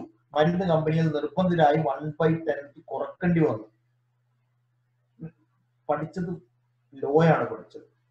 ലോ പഠിച്ചു കഴിഞ്ഞാൽ വെറും അഡ്വക്കേറ്റ് ആവലും ജഡ്ജ് ആവലും മാത്രമല്ല, ലോയർ ആവുന്നതിന് പുറമെ ട്രെയിനർ ആവാം, ലീഗൽ അഡ്വൈസർ ആവാം, ഫോറൻസിക് സയന്റിസ്റ്റ് ആവാം, ക്രിമിനോളജിയിലേക്ക് വരാം, ട്രെയിനിങ് ആൻഡ് ഡെവലപ്മെന്റിലേക്ക് വരാം, പാറ്റേൺ ലോയും സൈബർ ലോയും ഒക്കെ നിങ്ങൾക്ക് സ്പെഷ്യലൈസ് ചെയ്യാം. ഒരുപാട് ഓപ്ഷൻസ് ഉണ്ട്. ഡേറ്റ സയൻസ് അടുത്ത നൂറ്റാണ്ടിന്റെ ഓയിലാണ് ഡേറ്റ. ഡേറ്റ സയൻസ് പുതിയ ട്രെൻഡാണ്. ഏത് സ്ട്രീമുകാർക്കും പോവാം. മാത്സും കമ്പ്യൂട്ടർ സയൻസും ഡേറ്റ മാനേജ്മെന്റും സ്റ്റാറ്റിസ്റ്റിക്കൽ ഇന്റർപ്രിട്ടേഷൻ ഒക്കെ അതിൽ വരുന്നുണ്ട്. BTech എടുത്താലും MCA എടുത്താലും MSc കമ്പ്യൂട്ടർ സയൻസ് എടുത്താലും BC എടുത്താലും നിങ്ങൾക്ക് ഡേറ്റ സയൻസിലേക്ക്, BCom കഴിഞ്ഞാൽ പോലും ഡേറ്റ സയൻസിലേക്ക് വരാം. കണ്ടെത്തണം. ഏകദേശം ഒരു 2 മണിക്കൂർ ഞാൻ ഈ മനുഷ്യന്റെ കൂടെ മുംബൈയിൽ സ്പെൻഡ് ചെയ്തിട്ടുണ്ട്. ഒരു പ്രോഗ്രാമില് മാനിഷ് പട്ടേൽ അവിടെ വന്ന് പരിചയപ്പെട്ടതാ. +2 കംപ്ലീറ്റ് ചെയ്ത് കഴിഞ്ഞ് ഡിഗ്രി ഇംഗ്ലീഷ് ലിറ്ററേച്ചറിന് ജോയിൻ ചെയ്ത് ഈ മനുഷ്യൻ. പക്ഷെ വീട്ടിലെ പ്രാരാബ്ദം കൊണ്ട് അച്ഛൻ രാജിവെച്ചോളാൻ പറഞ്ഞു. രാജിവെപ്പിച്ചു, ഒഴിവാക്കിച്ചു, കോഴ്സ് ഡ്രോപ്പ് ചെയ്തു. BA English. എന്നിട്ടൊരു കമ്പനിയിൽ ജോലിക്ക് കയറി. 1500 രൂപ സാലറിയിൽ. അത്രയും ദാരിദ്ര്യം ഉണ്ടായിരുന്നു വീട്ടില്. ആ ജോലിയിൽ നിന്നുകൊണ്ട് BA ഇംഗ്ലീഷും കമ്പ്യൂട്ടർ ഗ്രാഫിക്സ് ഒക്കെ പഠിച്ച് ഇപ്പൊ മെക്കാനറിക്സ് എന്ന് പറഞ്ഞ വിശ്വപ്രസിദ്ധ പരസ്യ കമ്പനിയുടെ കണ്ടന്റ് റൈറ്ററും ഡിസൈനറുമാണ് ഇയാള്. ഏതാണ്ട് 4.5 ലക്ഷം രൂപ സാലറി ഒരു മാസം ഇയാൾ വാങ്ങിയെടുക്കുന്നത്. അപ്പൊ നമുക്ക് നല്ല രസകരമായ ഓപ്ഷൻസിലേക്ക് വരാം. ലാംഗ്വേജ് വെച്ചുകൊണ്ട് translation, research, interpretation, transcription, teaching, public relation, അങ്ങനത്തെ ഏരിയയിലേക്ക് വരാം. നമുക്ക് ഫ്രഞ്ചും ജർമ്മനൊക്കെ പഠിച്ച് നല്ല കരിയറിൽ വരാം. കമ്പ്യൂട്ടർ. ഞാൻ എല്ലാ പിള്ളേരും ലാസ്റ്റ് നിർത്തുന്നതിന് മുമ്പ് ഒരു കാര്യം കൂടി പറഞ്ഞിട്ട് നിർത്തുക. നമ്മുടെ കുട്ടികളെ ഇത്തരം കോമ്പറ്റീവ് എക്സാമിന് സജ്ജരാകണം. പ്രത്യേകിച്ച് റിസാല സ്റ്റഡി സർക്കിളിനൊക്കെ പോലുള്ള ഓർഗനൈസേഷൻസിനൊക്കെ ഒരുപാട് മലയാളി കുട്ടികളുടെ ഇടയിൽ ഇങ്ങനെ ഒരു അവബോധം ഉണ്ടാക്കിയെടുക്കാം. കമ്പൈൻഡ് ഗ്രാജുവേറ്റ് ലെവൽ എന്ന് പറഞ്ഞാൽ ഇന്ത്യയുടെ മിനി സിവിൽ സർവീസ് എന്നറിയപ്പെടുന്നതാണ്. ഈ ടെസ്റ്റില് 3 ഭാഗം, ശരിക്കും 3-4 ടയർ എക്സാം ആണ്. പക്ഷെ നോർമൽ പോസ്റ്റുകൾക്ക് 4 ടയറും എഴുതണ്ട, 3 ടയേഴ്സ് എഴുതിയാൽ മതി. 3 phases. Preliminary exam, first tier preliminary, second tier main exam, പിന്നെ interview, computer test, skill test എന്ന് അതിനെ പറയാം. അതിൽ പ്രിലിമിനറിയിൽ നോക്കിയാൽ നിങ്ങൾ general intelligence, general awareness, quantitative aptitude English. Second ടയറിൽ വരുന്ന ഏതാ ക്വാണ്ടിറ്റേറ്റീവ് എബിലിറ്റി, ഇംഗ്ലീഷ് കോംപ്രിഹെൻഷൻ. വളരെ പ്രധാനപ്പെട്ട ബേസിക് സാധനങ്ങൾ മാത്രമേ വരുന്നുള്ളൂ. ഒരുപാട് സബ്ജക്റ്റും കോമ്പിനേഷൻ ഒന്നും വരുന്നില്ല. ടെസ്റ്റ് എഴുതി പാസ്സായ കിടന്ന ജോലി ഒന്ന് വായിച്ചു നോക്കി നിങ്ങൾ. Assistant income tax officer, assistant enforcement officer, CBIന്റെ സബ് ഇൻസ്പെക്ടർ. ഇതാ നോക്കി NIA, നാഷണൽ ഇൻവെസ്റ്റിഗേറ്റിംഗ് ഏജൻസി. ഇപ്പൊ സ്വർണ്ണക്കള്ളക്കടത്തൊക്കെ അന്വേഷിക്കുന്ന, ഭീകരവാദമൊക്കെ അന്വേഷിക്കുന്ന NIAയിൽ സബ് ഇൻസ്പെക്ടർ ആയിട്ട് കയറാം. ഇന്റർപോളിലൊക്കെ കയറാം. നമ്മൾ ഇങ്ങനത്തെ കുറെ കോമ്പറ്റീവ് എക്സാംസിനെ കുറിച്ച് ഒരു ധാരണകളൊക്കെ ഉണ്ടാക്കി നേരത്തെ മുതലേ പ്രിപ്പയർ ചെയ്യും. അപ്പൊ ഒരു ചോദ്യം വരും മൗലികമായിട്ട്, എങ്ങനെയാണ് ഇതിലേക്ക്, ഇത് ഏതാ നല്ലത്, ഇതെങ്ങനെ പോകും, നമ്മുടെ കുട്ടികളുടെ കരിയർ ചോയ്സസ് എങ്ങനെയാണ്, മറ്റേ ആള് പഠിച്ചത് ഇന്നത് പഠിച്ച് അവൻ സക്സസ് ആയിരുന്ന പിന്നെ ഞാനും അതിൽ പോവാ. ഒരുത്തം പറഞ്ഞ് ഞാൻ ബാംഗ്ലൂർ പോകണം, ഞാൻ എന്തിനാ ബാംഗ്ലൂർ പോണത്, അത് കമ്പനിക്കാരോടൊപ്പം പോവാണ്. ഞാൻ പറഞ്ഞ് നന്നായി, കണ്ടിട്ട് തിരിച്ചു വന്നില്ല, ലാൽബാഗൊക്കെ പോയി കണ്ടോളി, നല്ല സ്ഥലമെന്ന് പറഞ്ഞു. സാറേ അങ്ങനെ കാണാൻ പോണല്ല, പഠിക്കാൻ പോണെന്ന് പറഞ്ഞു. അത് ശരി, കമ്പനിക്കാരോടൊപ്പം പോണെന്ന് ആദ്യം പറഞ്ഞു. പഠിക്കാൻ പോണേ, ഞാൻ എന്ത് പഠിക്കാൻ, ഡിഗ്രി പഠിക്കാൻ. ഞാൻ ഡിഗ്രി പഠിക്കാൻ അങ്ങോട്ട് പോണെന്തിനാ, ഇവിടെ തന്നെ ഡിഗ്രികളില്ലേ. അപ്പൊ എന്നോട് പറഞ്ഞു അതല്ല, കമ്പനിക്കാരൊക്കെ ഉണ്ടല്ലോ, ബോറടിക്കൂല, പിന്നെ ഇംഗ്ലീഷ് പഠിക്കാം. ഇംഗ്ലീഷ് പഠിക്കാൻ വേണ്ടിയാ തമിഴ്നാട്ടിലും കർണാടകയിലേക്കും പോകുന്നത്. ഈ മഹാമാരി അവിടെ ചെന്നിട്ട് നാട്ടുകാരെ മുഴുവൻ ഓടിച്ചിട്ട് മലയാളം പഠിപ്പിക്കുക. അതുകൊണ്ട് ഒരു 2 കൊല്ലം കൂടി കഴിഞ്ഞാൽ തമിഴ്നാടും കർണാടകയും കേരളത്തോട് ലയിക്കും. ഭൂരിപക്ഷം ഇപ്പൊ മലയാളം അറിയാം. ഈ ഒരു വല്ലാത്തൊരു കരിയർ ചോയ്സിന്റെ ഒരു അന്തം കെട്ട കരിയർ ചോയ്സസ് ആണ്. ഞാൻ പറഞ്ഞത് നമ്മൾ ആദ്യം ഒരുത്തം വന്നിട്ട് എന്നോട് വെച്ച് BSc കമ്പ്യൂട്ടർ സയൻസ് കഴിഞ്ഞാൽ എന്ത് കിട്ടും എന്ന് ചോദിച്ചു. ഞാൻ പറഞ്ഞു സർട്ടിഫിക്കറ്റ് കിട്ടും. ആളുകൾ ആടിനെ വിറ്റാൽ, ഭൂമി വിറ്റാൽ, സ്വർണം വിറ്റാൽ എന്ത് കിട്ടും എന്ന് ചോദിക്കുന്ന ലാഘവത്തോടു കൂടിയാണ് ചോദിക്കുക. അങ്ങനെയല്ല കരിയർ ചോയ്സ് എടുക്കേണ്ടത്. നമ്മൾ എപ്പോഴും ചിന്തിക്കുന്നത് ശ്രദ്ധിച്ചിട്ടുണ്ടോ, എക്സ്റ്റേണൽ ഫാക്ടേഴ്സിനെ കുറിച്ചാണ് ചിന്തിക്കുന്നത്. ഇതെടുക്കാൻ പോണ എന്നെ കുറിച്ച് ആരും എന്ത് ചെയ്യാറില്ല, ചിന്തിക്കാറില്ല. ഞാൻ എല്ലാവരോടും പറഞ്ഞത്, നിങ്ങൾ ആദ്യം ചെയ്യണം നിങ്ങളുടെ സ്ട്രോങ് ഏരിയ എന്താണ്, നിങ്ങളുടെ സ്കിൽസ് എന്താണ്, ആപ്റ്റിറ്റ്യൂഡ് ടെസ്റ്റ് ചെയ്യണം നിങ്ങൾ നിർബന്ധമായിട്ട്. നിങ്ങളുടെ പൊട്ടൻഷ്യൽസ് ഐഡന്റിഫൈ ചെയ്യണം. കരിയർ ഗുരു എന്ന് പറഞ്ഞ എന്റെ ഇൻസ്റ്റിറ്റ്യൂട്ട് കോഴിക്കോട്, കൊച്ചിയിലും, ട്രിവാൻഡ്രത്തും, കോട്ടയത്തൊക്കെ ഉള്ള ഇൻസ്റ്റിറ്റ്യൂട്ട് പിയേഴ്സിന്റെ ഡാറ്റ ചെയ്യുന്നുണ്ട്. ഡിഫറൻഷ്യൽ ആപ്റ്റിറ്റ്യൂഡ് ടെസ്റ്റ് എന്ന് പറയും. ഈ ഡിഫറൻഷ്യൽ ആപ്റ്റിറ്റ്യൂഡ് ടെസ്റ്റിൽ പല ഏരിയ ഉണ്ട്. വെർബൽ ഉണ്ട്, ന്യൂമറിക്കൽ ഉണ്ട്, അബ്സ്ട്രാക്ട് ഉണ്ട്, മെക്കാനിക്കൽ ഉണ്ട്, സ്പേസ് ഉണ്ട്, സ്പെല്ലിംഗ് ഉണ്ട്. ഈ ടെസ്റ്റ് ഒക്കെ എഴുതി വന്നാൽ ഇങ്ങനത്തെ ഒരു ഗ്രാഫ് കിട്ടും. ഈ ഗ്രാഫിന്റെ വേരിയേഷൻ അനുസരിച്ച്, വേരിയബിൾസിന്റെ വേരിയേഷൻ അനുസരിച്ച് ഏതാണ് ഏറ്റവും നല്ല കോഴ്സ്, നിങ്ങളുടെ സ്കിൽസ് എന്താണ്, നിങ്ങളുടെ സ്കില്ലിനനുസരിച്ച് പറ്റിയ ഏറ്റവും നല്ല കോഴ്സ്.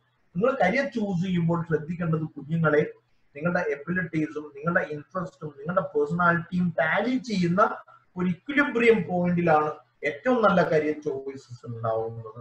കരിയർ സ്വതന്ത്രമായിട്ട് ഡിമാൻഡ് ഉള്ളതും സ്കോപ്പ് ഉള്ളതും. എന്നോട് ചോദിക്കുക ഏറ്റവും ഡിമാൻഡ് ഉള്ളത് എന്താ, ഞാൻ പറയും ഒരു കോഴ്സും ഡിമാൻഡ് ഇല്ല, ഒരു കോഴ്സിനും സ്കോപ്പ് ഇല്ല.